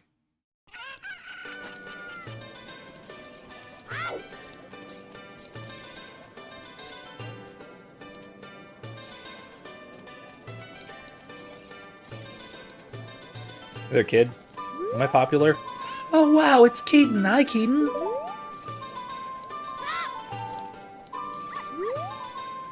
I hate boxes.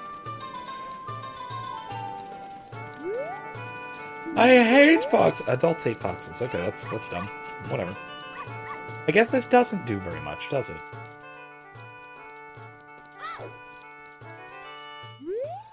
Welcome to Hyrule Castle Town. It's a peaceful, prosperous town. Ugh. Alright. Alright, guys. Let's head back to Kakariko.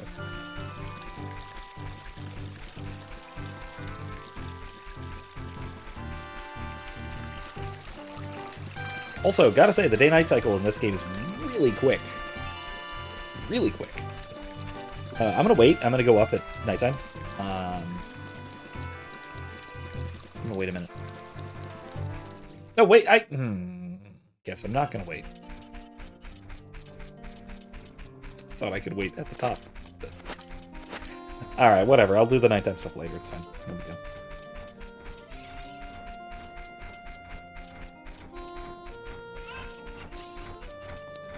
Okay. Anyway, I did also... I'll mention now. This is the beginning of the semester. And speaking of syllabi, I did tweak my syllabus a bit. I'll talk about it a bit. Wow! You think you're in disguise, Mr. Hero? Oh. Is that a key something character mask? I heard he's very popular recently. He's my boy's favorite. That key something mask. If you don't mind, will you sell it to me? Of course. My boy will be very happy with this. You really are Mr. Hero. Ha-ha!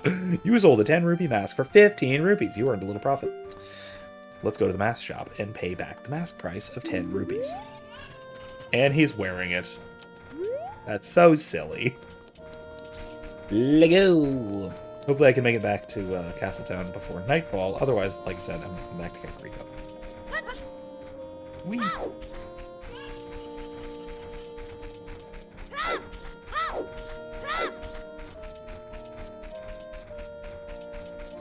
Alright. Onward.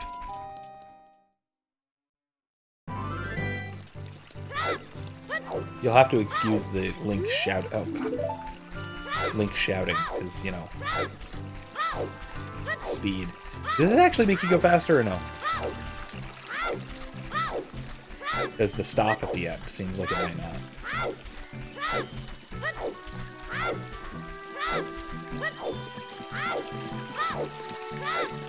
I've always thought that it did, and it feels like it's faster. But I don't know. Whatever. I don't usually do it, but sometimes.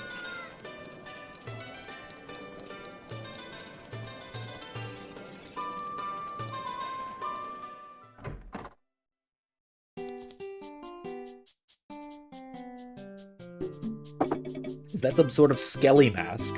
Oh great, you sold it! Please pay back 10 rupees for the Keaton mask now.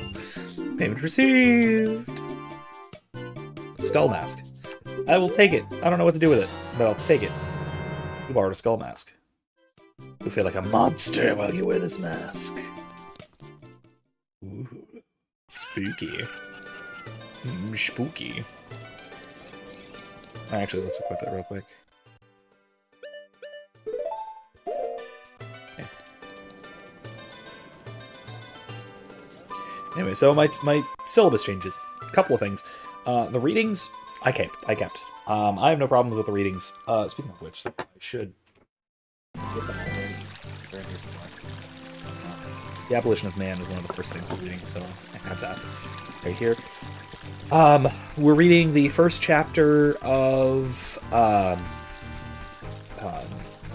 Alistair McIntyre's After Virtue, which is a great book, by the way.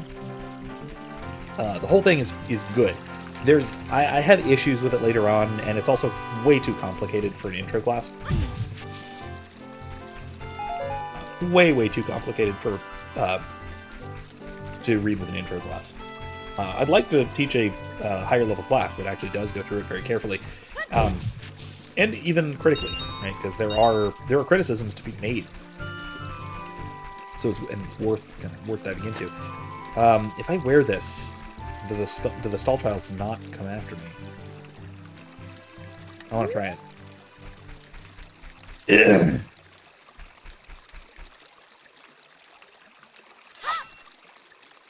Oh. Let's see.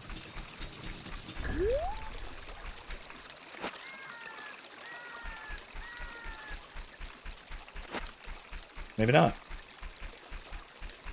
Maybe they just don't spawn? Either that or I'm not in a spawn location, I'm not sure. Oh, look, hey.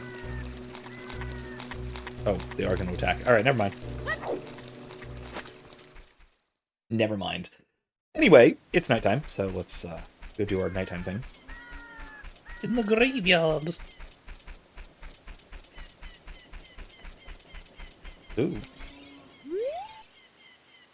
People are disgusting. My own father and mother are disgusting. You must be disgusting too.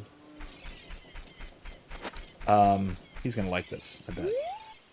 I'm not afraid of any forest monsters. Are you trying to make fun of me? Okay, never mind.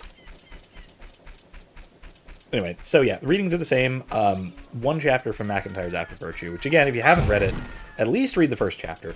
I'd say read the book. It is complex, so, read it carefully. Ooh, I hear that.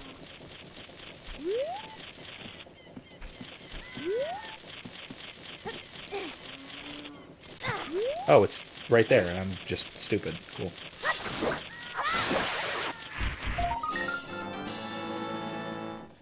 I really am big dum-dum. I can't believe those hit so hard. It takes a full heart container. Anyway. Jeez. I was saying, after Chapter 1 of McIntyre's After Virtue, then we go through The Abolition of Man by C.S. Lewis. Then, the actual main text of the course is McInerney's Ethica Thomistica, which we read the whole thing. Whole thing, chapter by chapter by chapter, plus a few little supplemental things here and there. Selection from the Republic, a bit of Augustine, a bit of Rothbard, talking about the Milgram experiment. We watched the little documentary, stuff like that, all kinds of things. So there's some neat stuff. I really like how I've managed to design this. It's atypical. It's not exactly the standard fare for this class, whether per the master syllabus, per the university, or just a kind of intro to ethics course. Your ordinary intro to ethics course is not typically going to be reading McInerney's Ethica Thomistica, and it's not entirely going to be focused around natural law, which mine is. But I think mostly it should. So I've talked about this before, but I think that intro to ethics classes, and really intro to philosophy classes, it's 21:59 now. The grave digging tour is over now. I Dompe the gravekeeper am in bed. Go away and play. Maybe you'll find a ghost. Okay.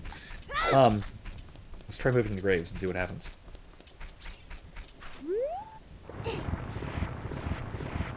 This is wildly disrespectful. Oh, jeez. Oh, this isn't good. Found a ghost.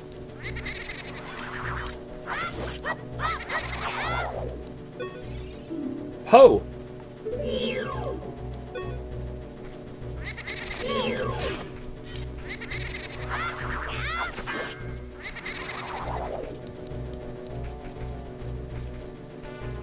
Um,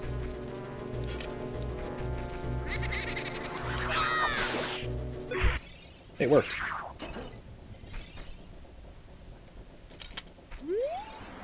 You defeated Poe the Ghost. Do you want to catch it in the bottle? Yes, I want to catch it, but you don't have a bottle. Oh, darn. Anyway, let's move on. Let's keep doing this. Keep causing trouble. Another one? Ah! Oh my god, no! This was really bad idea, man.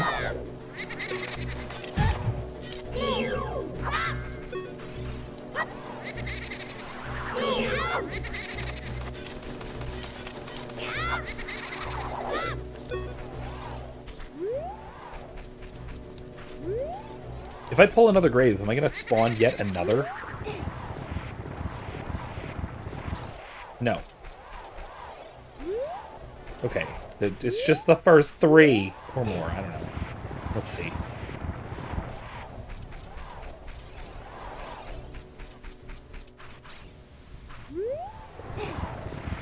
I have to come back here with a bottle, aren't I? Anyway. As I was saying, I find there to be a big problem with a lot of intro classes, especially intro to ethics classes, but intro classes in general. They tend to be weirdly survey style, where they will go through a bunch of different viewpoints and perspectives and treat them all in some way equally. Impa said that the spiritual stone, blah blah blah. I know, I'm aware of that. You told me already, and I remember. Yeah, it's typically intro classes. What they'll do is they will treat a bunch of different perspectives as if they were all either live options or even in some cases equally live options, which is crazy. Where is it? Where's the damn thing?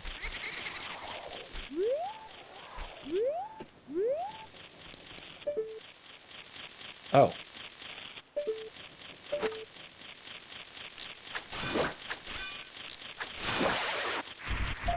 How do I get that? I need the hook shot. Or I need the boomerang? I need something other than what I have. Never mind. Okay. Anyway, moving on.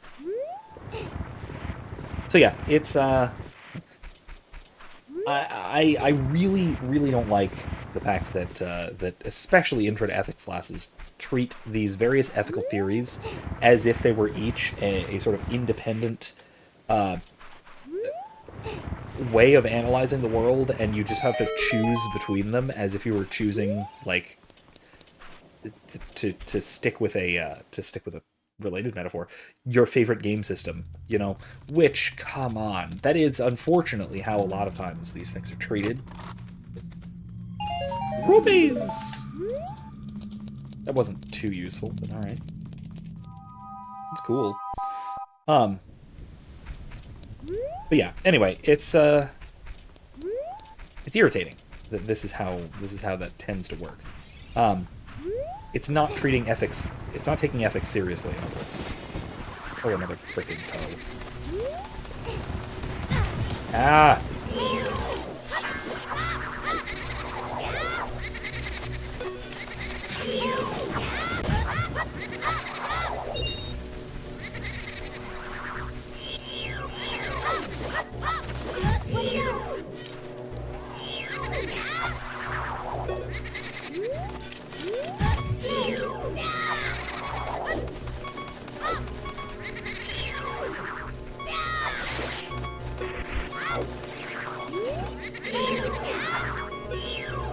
Yeah, I know. Yeah, I can't.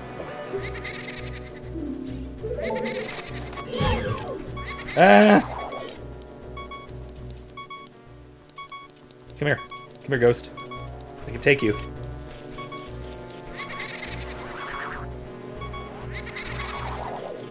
Come on. I can take you.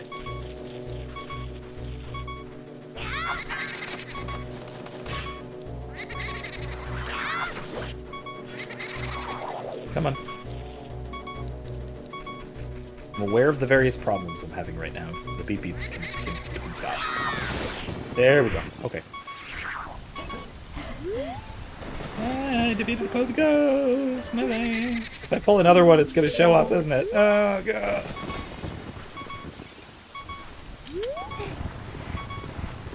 Or it's gonna be the hole. Ah, it's the hole. Alright, I'm gonna drop down the hole and hope for the best. With half a heart left. Oh, nope. There's nothing I can do about that.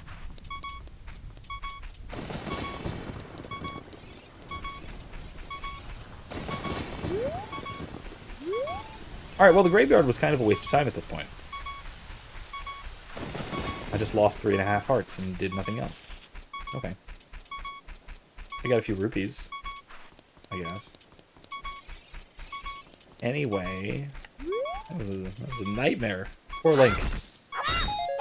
Had to deal with that. Anyway, so,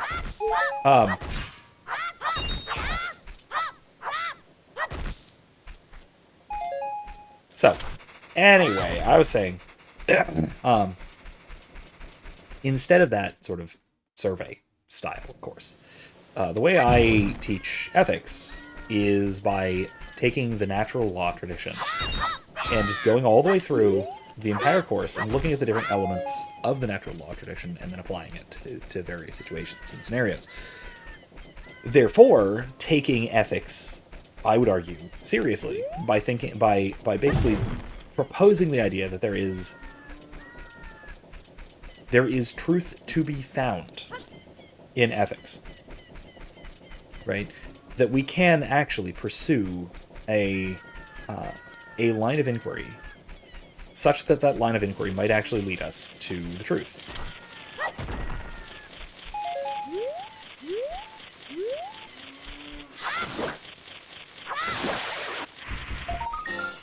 There were Skulltulas like right here. You couldn't do that. Really? You could not just do that. I mean, I guess they are cursed. They're cursed into being spider people, so maybe they couldn't. But I'd kind of like to think they could have done this themselves, but or gotten somebody to, you know. Anyway, my point is, right? So, a point of mine, I suppose, is that the treating things this way instead, basically treating the entire course as a survey on natural law, treats ethics as if it can have answers, which is taking the questions seriously. Yeah. So, where? Ah.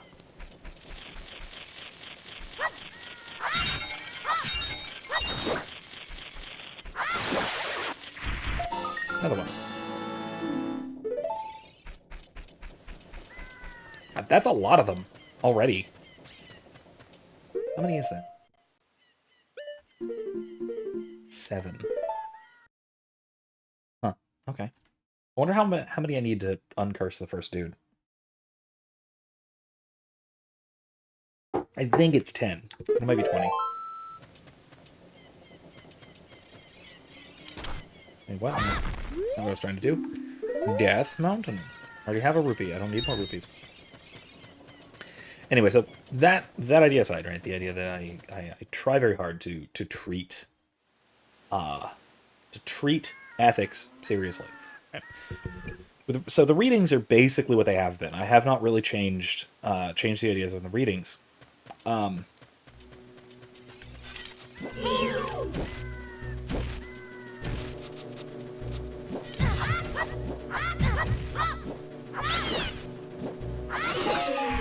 Tektites. Right? I should actually ask Navi what these are called. Yeah, Tektites.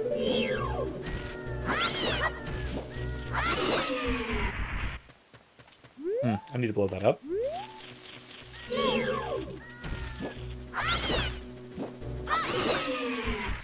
Nice. Anyway, so yeah, this is one of those things that... Oh, hello. One of those things I want to accomplish with this class is to get people to start taking ethics seriously, which is a hard thing to get through to people. Really, it is. That's one of the things that I really want to try and do. But also, Dungo's Cavern. Oh yeah, I need to get bombs for this, I think. It's one of those things where I also have been noticing that my classes and honestly all classes these days have a problem with students not caring and not doing anything.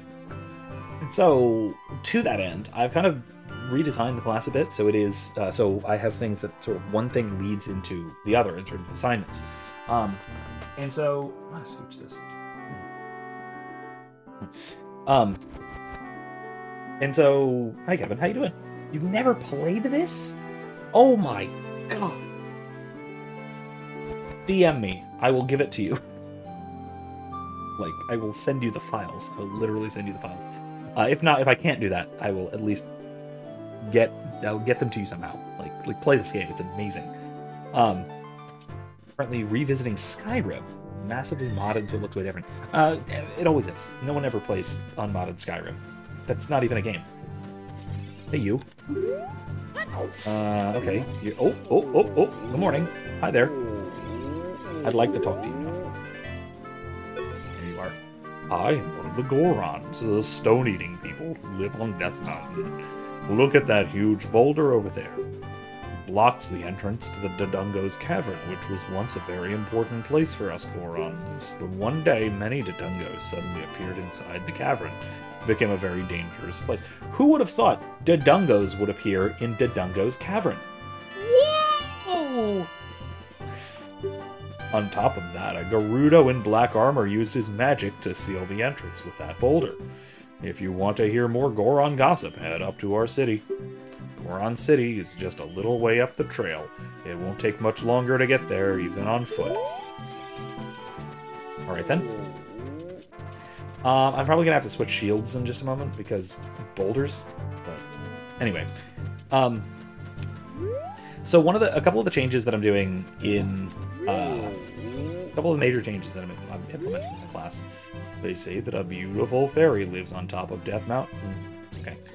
A couple of the major changes that I'm wanting to implement this semester in my class is instead of having just 5 case analyses that are this basic level, just analyze the case, give all the morally significant details of the case, and then don't actually make a moral judgment yet, because I need to desperately teach my students to, instead of jumping to conclusions, to actually work their way there. That's one problem that students have, jumping to conclusions. The other problem students have is never making conclusions, because they will refuse to come to a conclusion. They'll basically just say, no, there's nothing wrong, no, there's nothing good, there's nothing bad about this, it's just opinion, right? That sort of nonsense. So these are two sort of weird parallel problems that students have. In any case, I was trying to get him to actually slow down and carefully think through the ethics of a situation by analyzing it first, right? In these 5 case analyses. Okay, so far so good. Makes sense. However,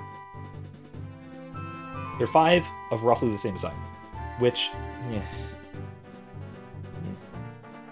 Instead, this semester I'm doing 3 of those, and then 2 of those 3, they're going to take and they're going to do an evaluation. So they're going to take the details that they uncovered and listed out in part 1, take all those details and come to an ethical conclusion. Say what's right, say what's wrong, say what should have been done, say what should not have been done about the case. Then they're going to take one of those 2 and they're going to present it to the class and to me, and field questions and challenges and that kind of thing. So instead of it just being, okay, they do one presentation and it can be one of the 5 case analyses they did, we're doing a 3-2-1 thing, where they take 3 things, and then they take 2 of those, and then they take 1 of those 2. Where you start with a few ideas, narrow it down until you have your presentation. Great. This actually encourages students to do the frickin' work, which is really something. The other thing I'm changing is I'm having them do a paper proposal, which is something from my other class, my philosophy of religion class that I'm bringing in here. I'm doing a proposal rather than an abstract. It's mostly the same, but it requires different sorts of feedback. Basically, they're telling me what their topic is, what their thesis is, what objections they're looking to consider, what their sources are, both internal, so internal to the course and external to the course, right? So they're telling me, here's what I'm going to write about. So then I can give them feedback on it before they've actually done the writing. Also, so people actually turn in the paper. And also don't turn in bad papers, because that's the thing. I'll get some awesome papers, like top-notch. I'll get some, I can't believe you got out of high school writing like this kind of papers. And I'll get some just don't turn it in and are surprised when they fail the course. And that kind of stuff. So this will hopefully mitigate those second and third types. Mitigate the problem of those second and third types, at least to some degree. Anyway, I'm trying this thing where I have most of my assignments come out, like, they be sort of stages. Like you do something that leads to something else, rather than it just being, here's some things you should do, here, do them. It's a little hand-holdy, but sometimes that's necessary for freshmen, undergrads, or non-major undergrads, or Zoomers. Kids these days, man. Don't you want to see her? There's a fairy. There's a fairy. What's this? Follow the trail along the edge of the cliff and you will reach Goron City. Gorons. Sounds like a good idea to me. What's this? Death Mountain Trail. Yeah, I know, but like, what's up with this? Death Mountain Summit. Danger ahead, keep out. I can't do anything about it. Can't go there. I will eventually. Hi, rolling Gorons. Oh, right, yeah, no, this is where I need to equip the shield, isn't it?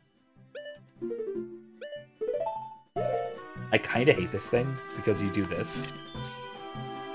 You keep it on your back and hide underneath the damn thing, which is really ineffective. But it does something, I guess, and it won't catch on fire, so that's good.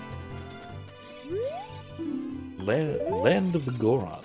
Goron City. Cool.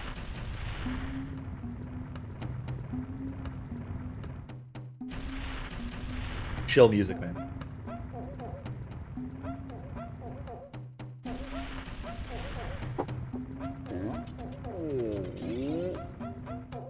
Hey, buddy. Oh, I'm so hungry. Everyone feels faint from hunger because of the food shortage in this town. We're in danger of extinction. It's all because we can't enter our quarry, the Dodongo's Cavern. We Gorons live on a diet of rocks. And the most delicious and nutritious rocks are found in the Dodongo's Cavern. But that seems like ancient history now. We've become such gourmets that we can't stand to eat rocks from anywhere else.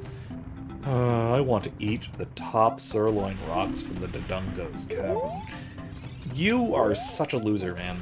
Like, just eat a rock, man. There's rocks. They're right there. Just eat a rock. Please eat rocks. This is a relatively complicated layout, but let's do it.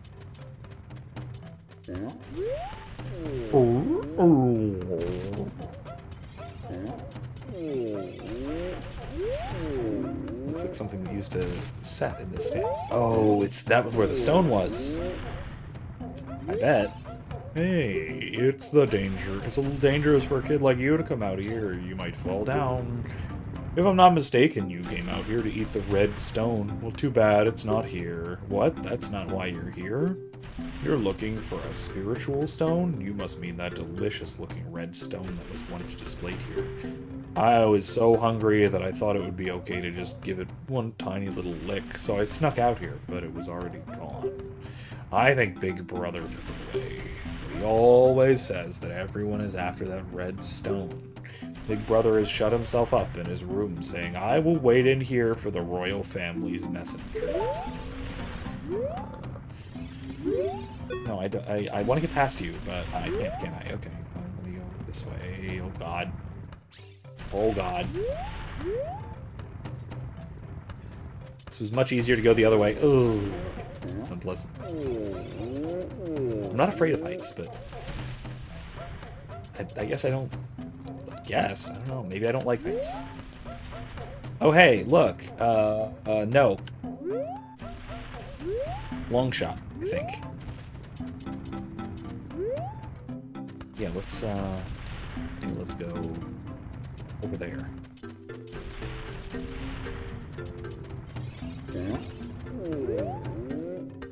Let's explore everything that's up before we go anything down, shall we? Ah! Hey, I didn't die. Awesome. Okay. Oh yeah, look, I need Deku sticks, I bet. Who'd have thought? Oh, we don't get many visitors way up here. Where are you from? The forest? What's a forest? Hey, it's where a lot of trees and plants grow? Now I'm even more confused. Nothing grows around here besides the bomb flowers. We don't have seeds or nuts around here either. Even Deku sticks are really scarce around here.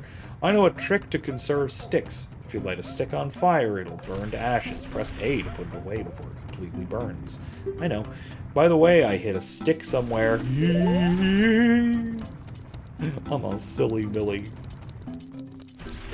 I know, you're such a silly Billy, aren't you? Alright, I need to use that for something, but not yet. What I need to do is go up. I'm gonna try and do the tightrope again, because I do actually want to go over there. Oh, there's a long shot target up there. That's interesting. Why is there a long shot target? I didn't even think you could come back here as an adult. I mean, I guess you can. It makes sense, but...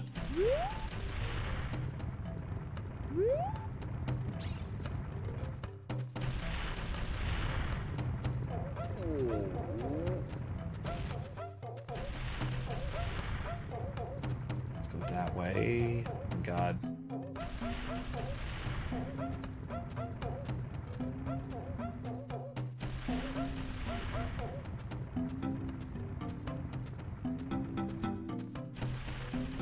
Do this. Yeah! Yeah! Did it! What's over here? There's a room of some sort. It's full of rocks. Okay, never mind. That was a waste of time.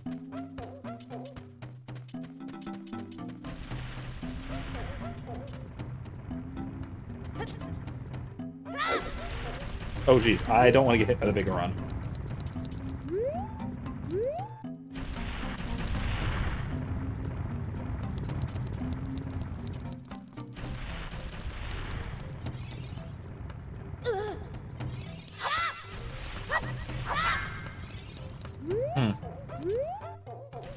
I need to light them on fire somehow. I think there's... Or there are gloves to pick them? I forget where I get the gloves, though. What's this? If you can stop my wild rolling, you might get something great. Hot Rodder Gorn. I don't remember what that is. Okay, let's keep on going, shall we? Oh, God. Okay, so I need sticks. Big Brother shut himself up in his room saying, I will wait here, blah, blah, blah, blah, blah, blah, blah, blah, blah, blah, blah, blah, blah, blah. I can figure that out. Okay. I need the ocarina. Nope, that's Saria's song.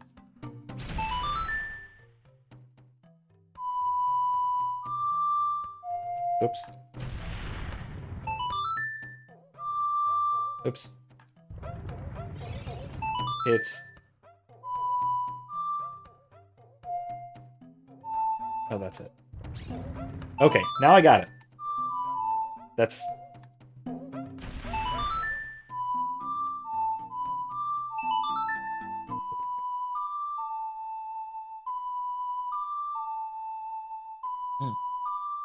Yeah, I've been working on the beard.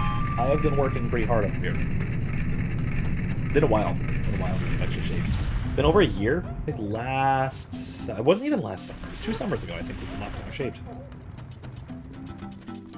So, yeah, I'm just going for it at this point. I may or may not ever, but I may or may not ever really shave it for a good one.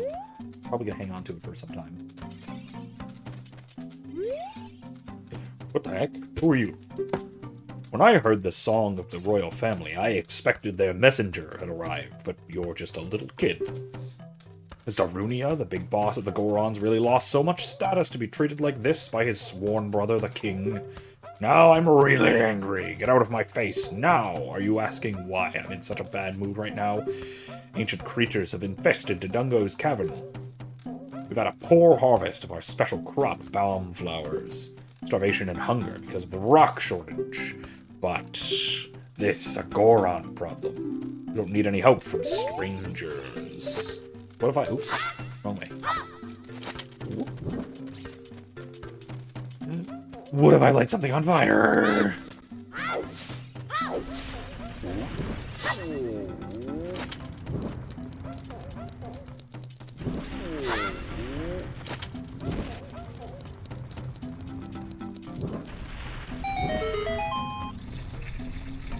That's weird. Why are you doing that?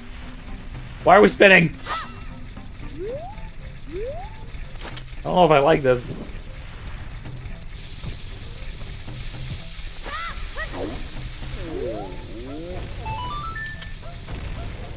Aha. Bom bom bom bom bom. Hey! Wow, welcome! I can't afford that, and can't wear it anyway. It's adult size. I can't use this. I don't need those. I could buy bombs, but I have nowhere to put them. Never mind. That was a waste of time.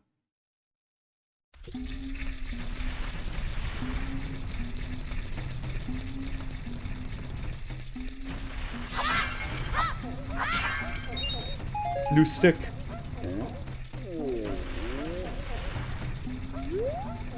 Okay, so I need to run up here with fire to get over there, I think.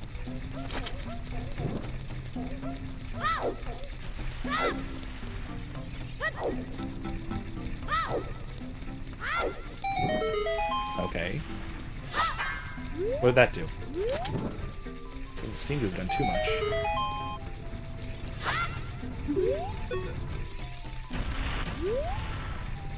Interesting. Oh, this is the way through the Lost Woods. Okay, cool. How was Big Brother? Let me see. By the way, do you know the music coming from deep inside of this tunnel? We all like this music.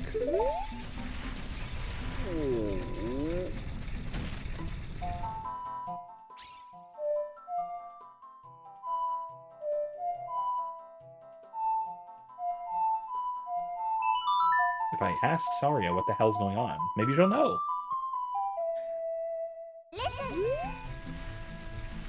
Yes, I want to talk to Saria. Link? This is Saria. Can you hear me? The forest is connected to many places. If you can hear my song, you must be somewhere that's connected to the forest. You want to talk to Saria again? No, that's good. Thank you. Alright, Flamey-O Hotman.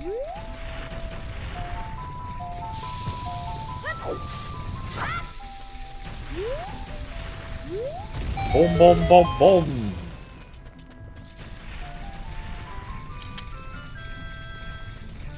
Cool.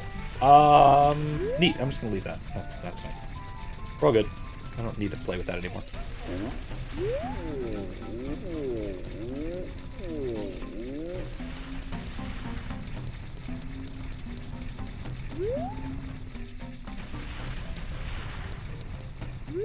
Okay, where else can I light stuff on fire?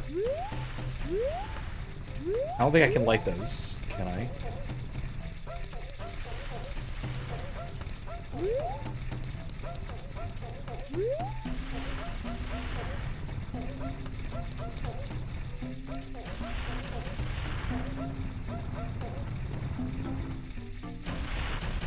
Pretty sure I need bombs in order to stop you.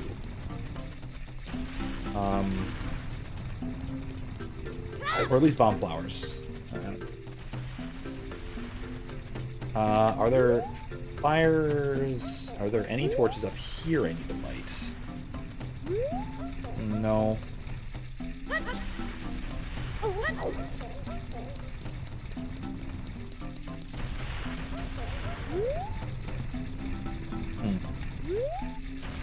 Maybe I can jump into the jar.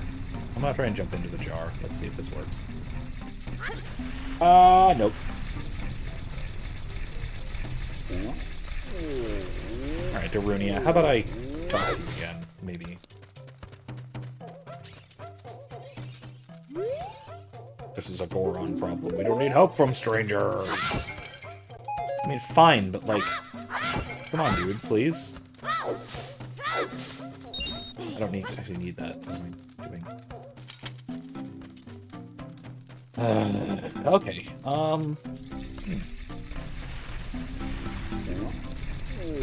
You're trying to let your neck go for underbeard. I actually still didn't. I still shave under here. I mean, it's... So basically, I've moved from on the jawline to basically the... I will shave up to... Basically up to where I can get to the jawbone. So it's spread out a little bit towards the neck, but I still do shave a good bit here in my cheeks. Because I get beard patches up here, but it doesn't grow well. So I do a nice line like that. That's already lit. It's already blown up. Oh, high ground. Those are already lit. Do I need to go over here? Can I get all the way there? First of all, I need to know, can I light bomb shoes that are on the ground if I swing at them? This is how I find out. Yep, I can.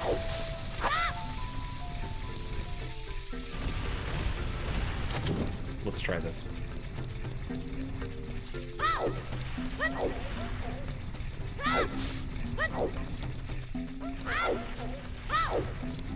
Okay, that burnt out. So I could light that one. Impa said that the spiritual stone of fire is somewhere on Death Mountain. Navi. Really? We're gonna be doing this? Okay,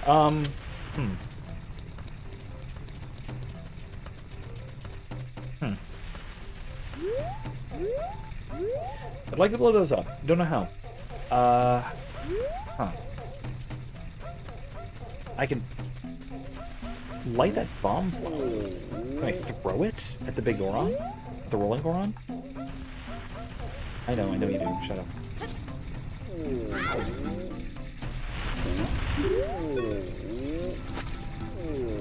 Okay. Maybe if I go here and I light that bomb flower, pick it up. Can I pick it up? I broke it. Oh, okay. Okay. No.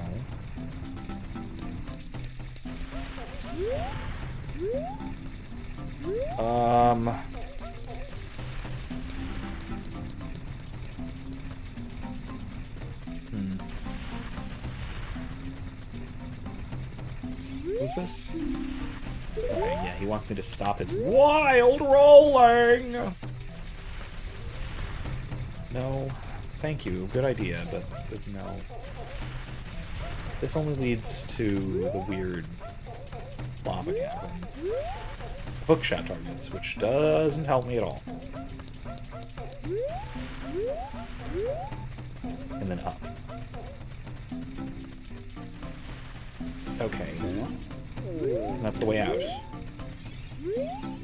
Sigh, I want to eat the tops. I already talked. Come on, man.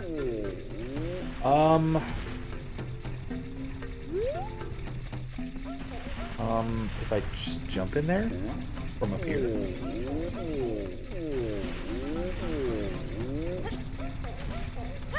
Oh, okay, that didn't work at all. Bernia's didn't want to talk to me. You still? I'm so hungry I can't stop. I can't think about anything but food. Ask Big Brother about complicated things. If he's in a bad mood, he'll probably get mad at you. It can be pretty scary, but I know his secret! Oh, okay, there we go. He may not look like the type, but Big Brother loves to dance. If he gets in a rhythm, he'll surely... Oh, sorry, I saw. I remember Big Brother always used to listen to music that comes from the forest. Ah, yes, the good old days. That music makes me feel nostalgic, too. It does me, too, you know. All the torches on this floor, like, Goron City is really lively. Yeah, I can. Cool, let's do it. Let's try this again. Huh? Oops. There we go.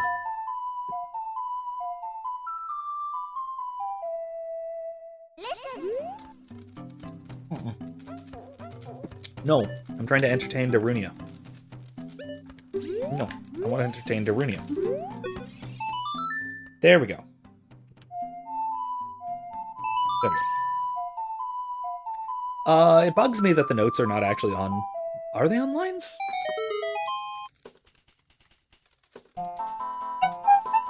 No, not even close.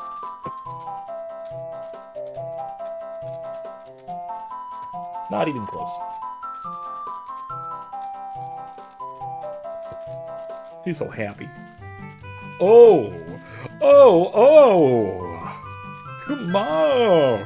Come on! I'm not gonna do this. No. I'm not. You can read. What a hot beat! Whoa! Yeah! Okay. Hey! What a nice tune! Just like that, my depression is all gone. Something just came over me. I suddenly wanted to dance like crazy. I'm Darunia, the big boss of the Gorons. Was there something you wanted to ask me about? What? You want the spiritual stone of fire, too. The spiritual stone of fire, also known as Goron's ruby, is our race's hidden treasure. But hold on, I'm not going to give it to you that easily. If you want it so badly, why don't you go destroy the monsters inside of the Dodongo's cavern and prove you're a real man? That way everybody will be happy again. If you do it, I'll give you anything you want, even the spiritual stone. I have something for you. I'm not really giving you this in return for anything, but take it anyway. If you wear this, even a little fella like you can pick up a bomb flower using A. God, Jesus, the stupid diegetic tooltips. Ridiculous. Alright, cool, thanks, dude. Do I have to equip it, or is it just a thing? Okay, it's just a thing. Alright, cool. Might as well save. Again, that's the other thing that is always worth remembering about this game, is that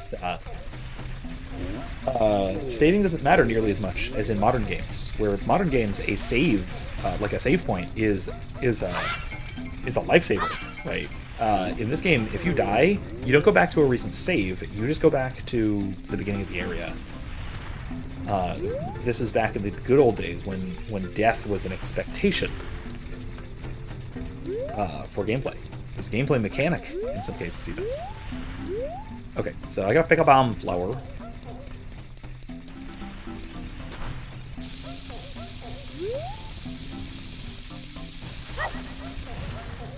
That didn't... Shoot.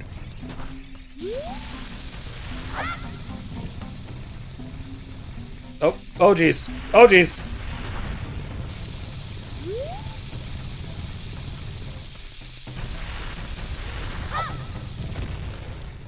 Did not stop it. Okay. Well, you know what will do something, at least, is putting this right there.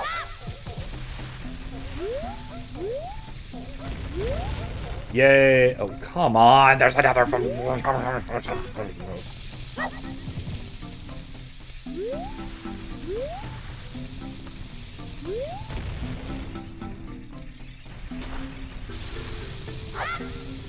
see if this works. I have to get the frickin' timing right. Yay! I got him! Alright, why did you stop me? Don't stop me here! James says, I played D&D and found the stress level and responsibilities for GM were soul-crushing. Ooh, really? Players don't have enough to do. We shared DMing and it seemed that way for everyone. Really? See, I'm one of those forever DMs, where I, most of the time, am DM, and I honestly kind of prefer it to playing. Um, Partially just because I like making characters and playing characters, but I like the variety of like playing different characters in different settings and that sort of thing. So I like DMing because it allows me to populate the world with a bunch of characters, a lot of which are my own player, like old player characters that I have played and will just throw into my gaming worlds. And I'll do that with friends' PCs that I will, or like my wife's player characters, I'll just throw in and make them NPCs in the world. Characters I borrowed from places and modified for my game world, stuff like that. I really like that aspect of DMing. To the point where I kind of prefer it. I kind of prefer DMing to playing. I'm a rare duck when it comes to that, though. If you find somebody who loves running games and is at least decently good at it, doesn't have to be great at it, but at least decently good at it, cling to that person. Never let them go. Because that is a treasure to the ordinary people who prefer playing. Because the majority of D&D players don't. They'd rather play a character than the DM. So, and it really can be stressful, like you say, especially like making sure that the game is continuously engaging with players. And having a living world really helps with that. Either having a living world, a world where things are going on independent of the player's actions, or having a very railroaded game. As long as your players are okay with that, it can be tons of fun. If you're just like, okay, no, we're going on the quest. Here's what we're doing. We're doing the quest. We're going this way. This is what the king told us to do, right? Navi is just floating around us, telling us, hey, do you remember that the Goron Ruby is on Death Mountain? If that's what your players are in for, or if they're interested in that kind of railroaded game, awesome. Great. Makes the job much easier for you because you have to prep one path with some variations on it. Or the hard way, but to me the funner way, is a sandbox, is a wide open world where things are just happening. It is a living world, and the players are interacting with it. And the world being living means that it's changing, and that it's changing means that the players are actively cooperating with the world or contesting with the world, and so they'll never run out of stuff to do in either of those ways. The trouble is when you try and split the difference, right? When you try and do hidden railroad tracks, which is really tough to do. I've screwed that up before, and it gets draggy. Because players will just go, I want to go do this. Yeah, but the main plot's over here. Please, help. Come back. And you, the DM, tries desperately to lure them back onto the main plot tracks, but they don't wanna. They want to go do this other thing over here. I've made that mistake plenty of times, and it's not as fun for everybody, for anybody. You really want to steer really hard. I mean, this is DM advice. Maybe you're not going to DM again, but if you are, here you go. Steer really hard into completely open world sandbox where the plot is just something that's happening. And the players can interact with it or not. And it's just happening. There it is. It's over there. There you go. Or go the complete opposite direction where there is a quest line and everyone is aware of the quest line. The players out of character agree that what we're doing here, our game, is follow the quest line, and we will come up with reasons for our characters to want to do that. So this requires buy-in from everybody, from the DM and all of the players. Because if you have a player who's just like, I want to go do side quests forever, it's going to derail everything and it's going to be horrible. It's going to suck for everybody because you're not ready for that, and the other players, it's not what they want to do. So, again, if you want railroad tracks, just stick to them. There's nothing wrong with a railroaded campaign. And there's also nothing wrong with a wide open sandbox where there's everything to do, and you as the DM, this is very important. You actually, genuinely do not have a preference as to what the players are going to do in that world. No, you can try and entice them with things, but if they don't bite your bait, then they don't bite your bait, and you have to be perfectly fine with that. That's really hard. Like, psychologically and emotionally, that's kind of hard. But it's what makes the world interesting, both for you and for the players. So, again, if you're going to do that, do it the open world way. Steer fully into the open world way. If you're going to do it the railroad tracks way, just lay out the railroad tracks, make sure everyone is out of character, fully aware of them, and then just stay on the tracks the whole way through. Yeah, steer one way or the other. Don't try and split the difference. I've tried to do that before. It doesn't work as well for anybody. Nobody has as much fun. Because I was like, yeah, the main plot. It's you guys are ignoring the main plot. What do I do about that? Do I put the plot on pause until you get back done with your side quests, or is it just happening in the background, or are you gonna run into trouble doing the main plot when you decide to do it, or should I just ignore the main plot and go a different direction with the campaign, or no. There's either a main plot and everyone knows about it and everyone's sticking to it out of character, or there's no actual main plot and you're just doing stuff in a world. So you're simulating a world. So it's one or the other. And again, like I said, I would try desperate. I would really not try and do both if I were you. That's where the most stress can come in, really. You can't stop my wild rolling. This wild rolling is the only way to relieve my stress. No standing off my wild rolling. Oh god, you're gonna keep rolling. Why can't I stop your wild rolling? Where am I supposed to stop your wild rolling? This is stupid. I need to throw this in there. Oh god!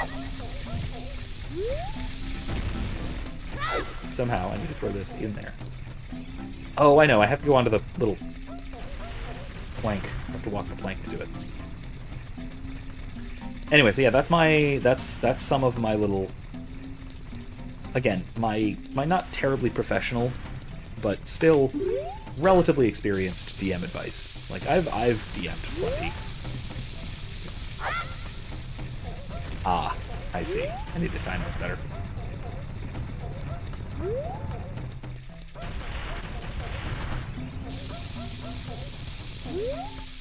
Oh, I timed it poorly. Ooh, that was bad.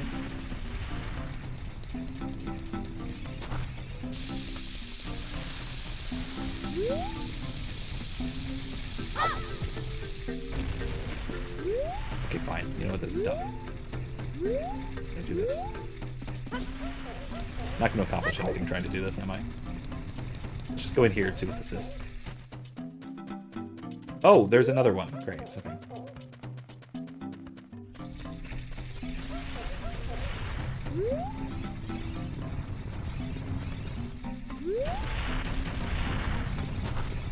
Where am I supposed to stop him? All the way in the back there, right? Which I think requires that I actually have bombs, not just bomb flowers.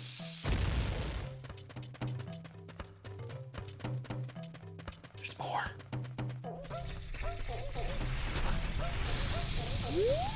Oh, come on, let's shoot. Yay. Oh, hey, it's Bigoron! I'm working on something really cool right now, but I think it's going to take a while. If you can wait 5 or 6 years, it shouldn't be ready, okay? Ah, that's a normal thing to ask, alright? Okay, cool. Alright, let's go to the Dungo Capital. Let's go to the Dungo. Let's go Dungo. Let's go Dungo. Oh gosh. Alright, anyway. This is silly. It'll be done in 5 or 6 years. Oh lordy. Alright. Moving on. Now let's get out of here.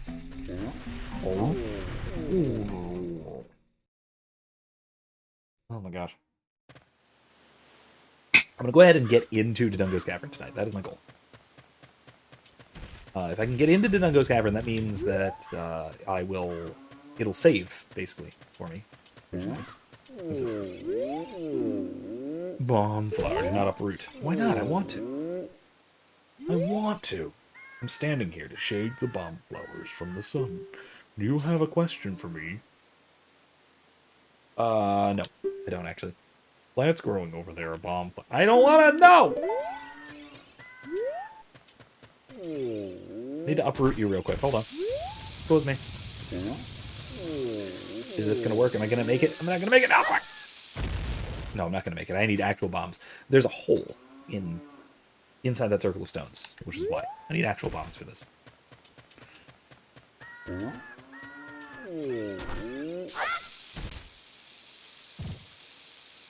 Boom!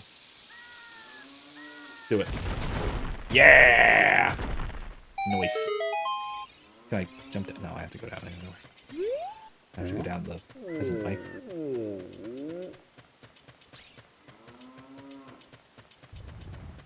You know, bomb flowers do not actually last very long. That's kind of a problem. What did you explode into? What the heck was that? Hey, buddy. Oh, I see. We should have thrown the bomb from the cliff. Yeah, like, you couldn't... Okay, whatever. It took some forest kid to figure that out.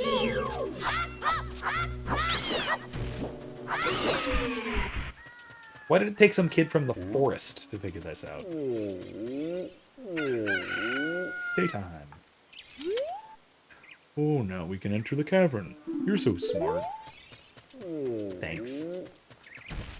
Alright, level 35. I'm gonna mess around in the first couple of rooms real quick. Not gonna do too much more, though. Again, just because there's not much progress I can really make in 20 minutes. Yay! Oh god, that's right, there's Beamos. There's Beamos. Jeez.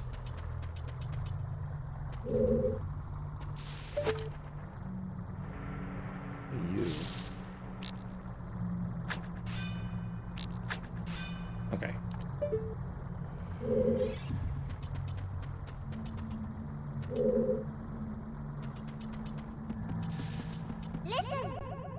It looks like there are many lava pits around here, so watch your step. I will. That looks like death. What if I go over there? Oh, no. I do need to cross. Oh, that was close.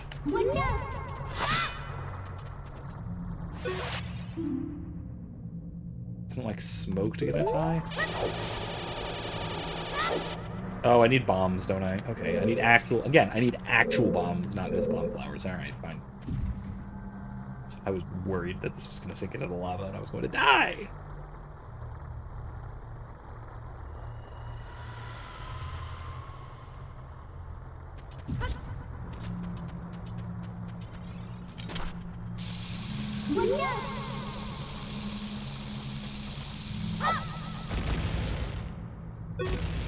Woo! Got him, boss.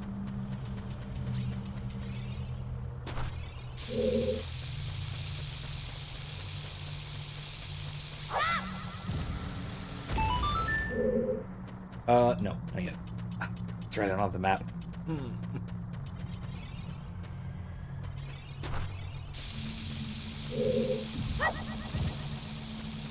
That doesn't help me at all.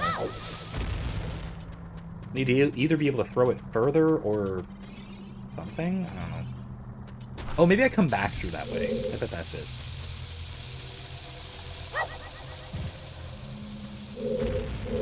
Boom.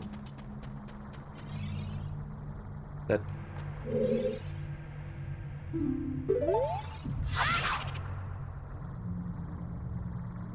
659. I don't think that helped me. I can throw a bomb at it. Maybe. Maybe. I know that does something. I think they turn into rockets or something, right? Oh, shoot. Missed. Alright, well, let's try again.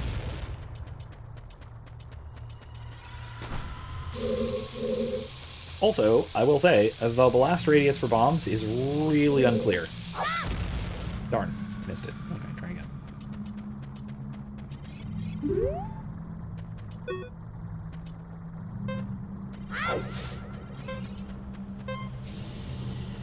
Oh! It worked! Okay, it didn't help at all, but it was cool.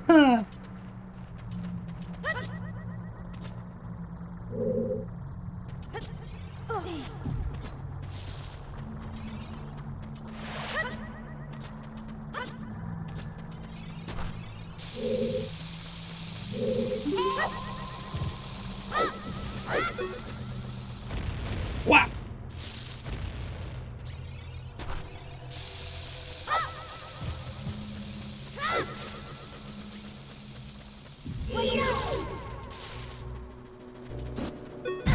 Oh, right. I don't think this is gonna work, is it? Yeah, no.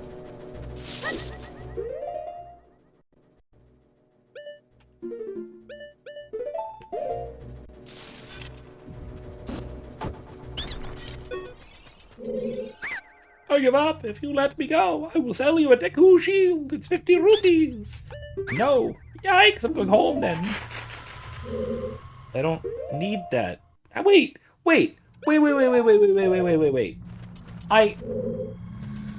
couldn't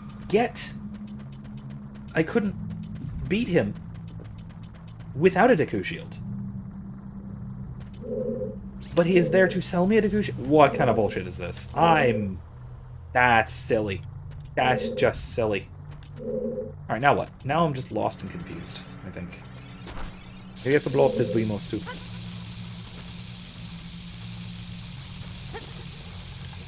Oh god!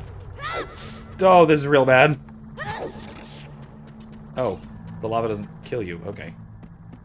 I mean, it burns your shield if you have one, but... Okay. Neato. I thought that killed you. Wrong. Where I'm wrong, kiddo.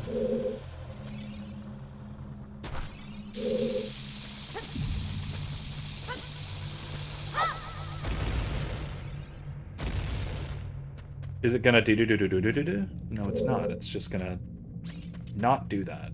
What the heck?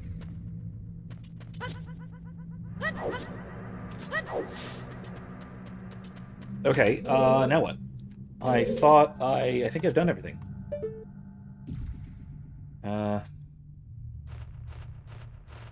There's...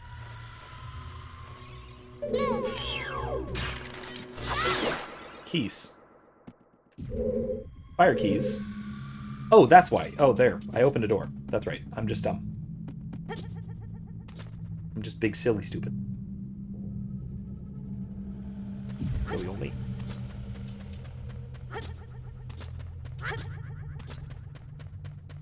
Okay.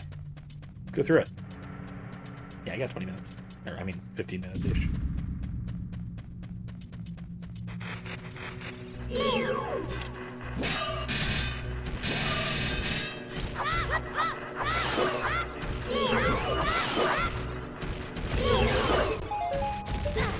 Oh, they explode. Okay.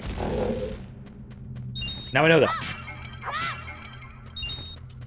Now I know they explode. Okay.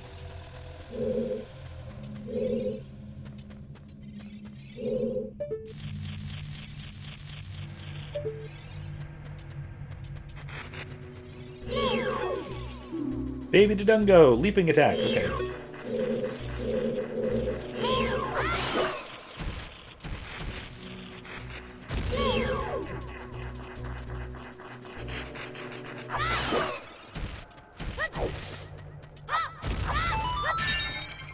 Excellent. They blew up a wall for me. Cool.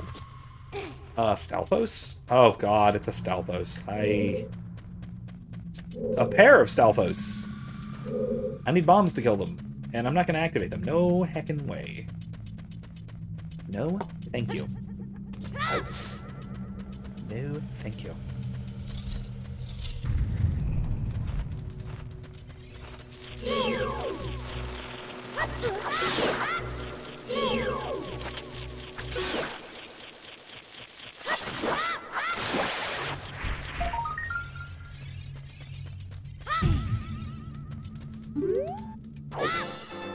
Ah, good trick.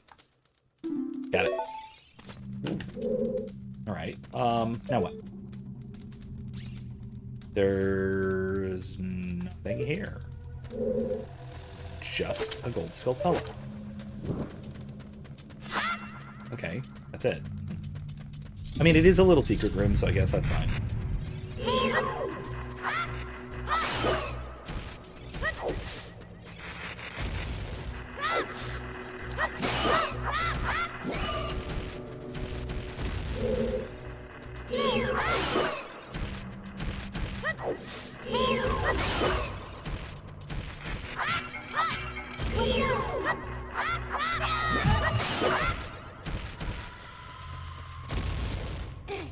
Okay, fine. Never mind. Maybe I do this.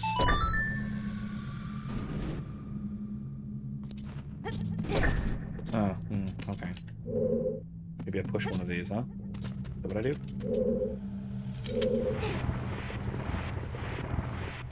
Not a Stalfos? Are you telling me this isn't a Stalfos? Okay, fine.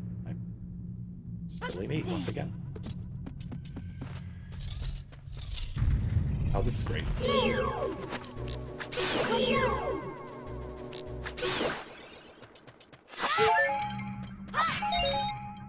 Okay, heart's good. Let's move along. Oh, boss. Lizalfos, yeah, okay.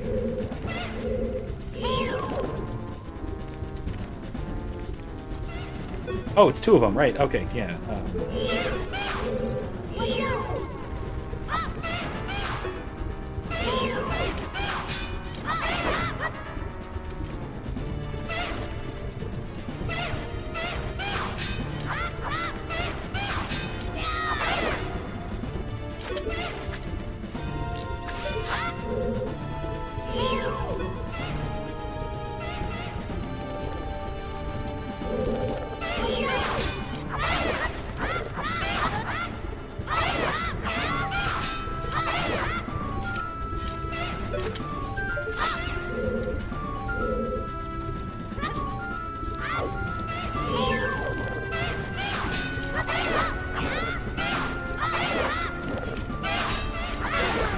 Got one.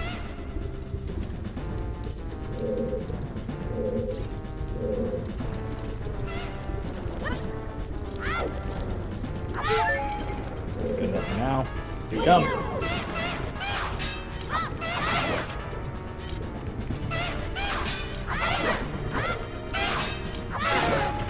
Got him! Nice. Again, I dig the actual technique-based combat in some of the enemies. Not all, obviously not all the enemies. But there's some of the enemies, like this, like the Lizalfos, that are really genuinely skill-based. They do actually take, you know, timing, blocking, parrying, yada yada yada to actually beat. And especially with a control scheme like this, that is really something. That they accomplish that sort of thing. Oh! That was close. Alright, you win! Acoustics! Yeah, I'll buy one. I can use one. And I get 3 rupees back. Nice. Nice. Let's switch back.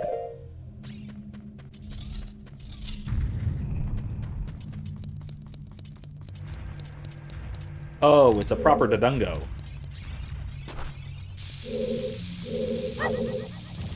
That didn't work at all. Oh boy.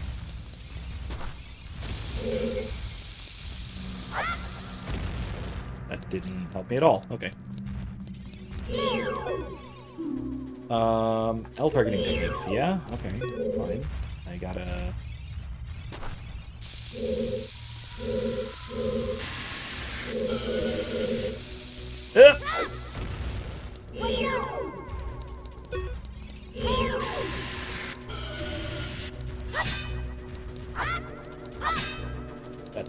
Okay. I think I have to wait for it to inhale when it's getting ready to breathe.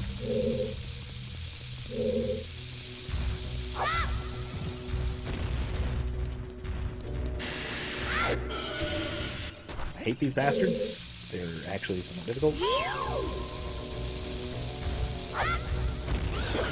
Ah, good. That did it.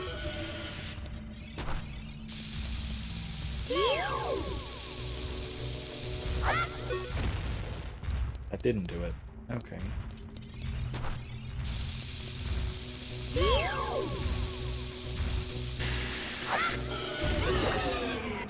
There we go. Oh, you're gonna blow up. Okay. That's a big boom. There's another one over there, isn't there? Okay.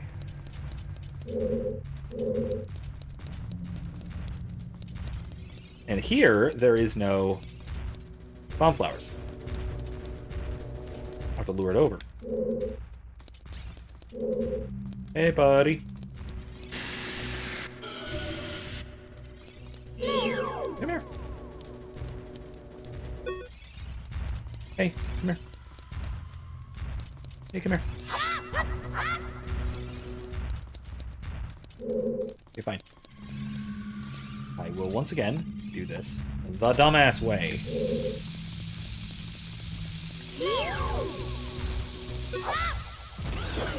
Yay! I don't know. I honestly cannot figure out when it's going to hit it and when it's not. It's a mystery to me. There we go. Alright, there we go. I guess that worked. Okay. Alright, whatever.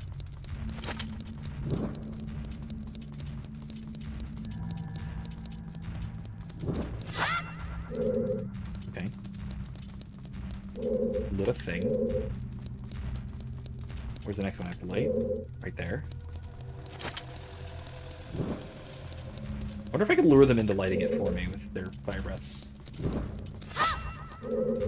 I maybe could. I'm not gonna try it though. That seems complicated and dangerous. No, stop. Stop. I don't want to waste this. Don't need to kill it. Moving right along. There is no incentive to kill the thing. Yay! I don't know what this does. Oh, it opens that. Okay. Cool. Alright, that's cool. It's cool. It's cool. I like it. Oh, jeez. Nope. Excuse me. Alright. Boom. Okay, cool. Alrighty then. I still don't have the map. Which is weird that I don't have the map at this point. I thought I would. I guess not. Yeah. Anyway. Yeah, I gotta go over there. Which, you know, maybe I'll call it here. Yeah, you know what? Yeah, I'm gonna call it here. I'm gonna leave and come back. Leave and enter. I don't know. I think that does something. Oh, stop. But then I'm gonna save and quit. And call it a night. Call it a night there. Yippee. Anyway, though. That's all I got for tonight. Like I said, I'm looking very much forward to starting classes again tomorrow. I'll keep you guys posted. I'm not sure if I'm going to be streaming Wednesday this week. I'm leaning towards no, but if I do, I'll make sure to let everybody know. I'll make my usual Facebook, Twitter, Discord posts. So if you're not in Discord, go ahead, join on in. Link is right down there. Join in the Discord. Come hang out. Come chat. You'll get announcements and stuff too. Otherwise, follow me on Facebook. Follow me on X, Twitter, whatever. I have that now. So, again, description. So follow me on all that. I'll let you know whether I'm going to be streaming on Wednesday or not. I'm leaning towards no, just because the semester's starting up again, and I'm probably going to be a little busy. We'll see. We'll see. If I got the time, I might jump in, hang out with you guys. Anyway, though, thank you all so much for joining me. I had a wonderful time. I love this game so very much. It is one of, if not the best game of all time. And the reputation holds up, I think, very well, and we're going to keep seeing that as we go forward. So, thank you all again. I hope you all have a wonderful rest of the evening. I'll see you all next time, and remember, don't be safe, be well, and more importantly, be good. Good night, folks.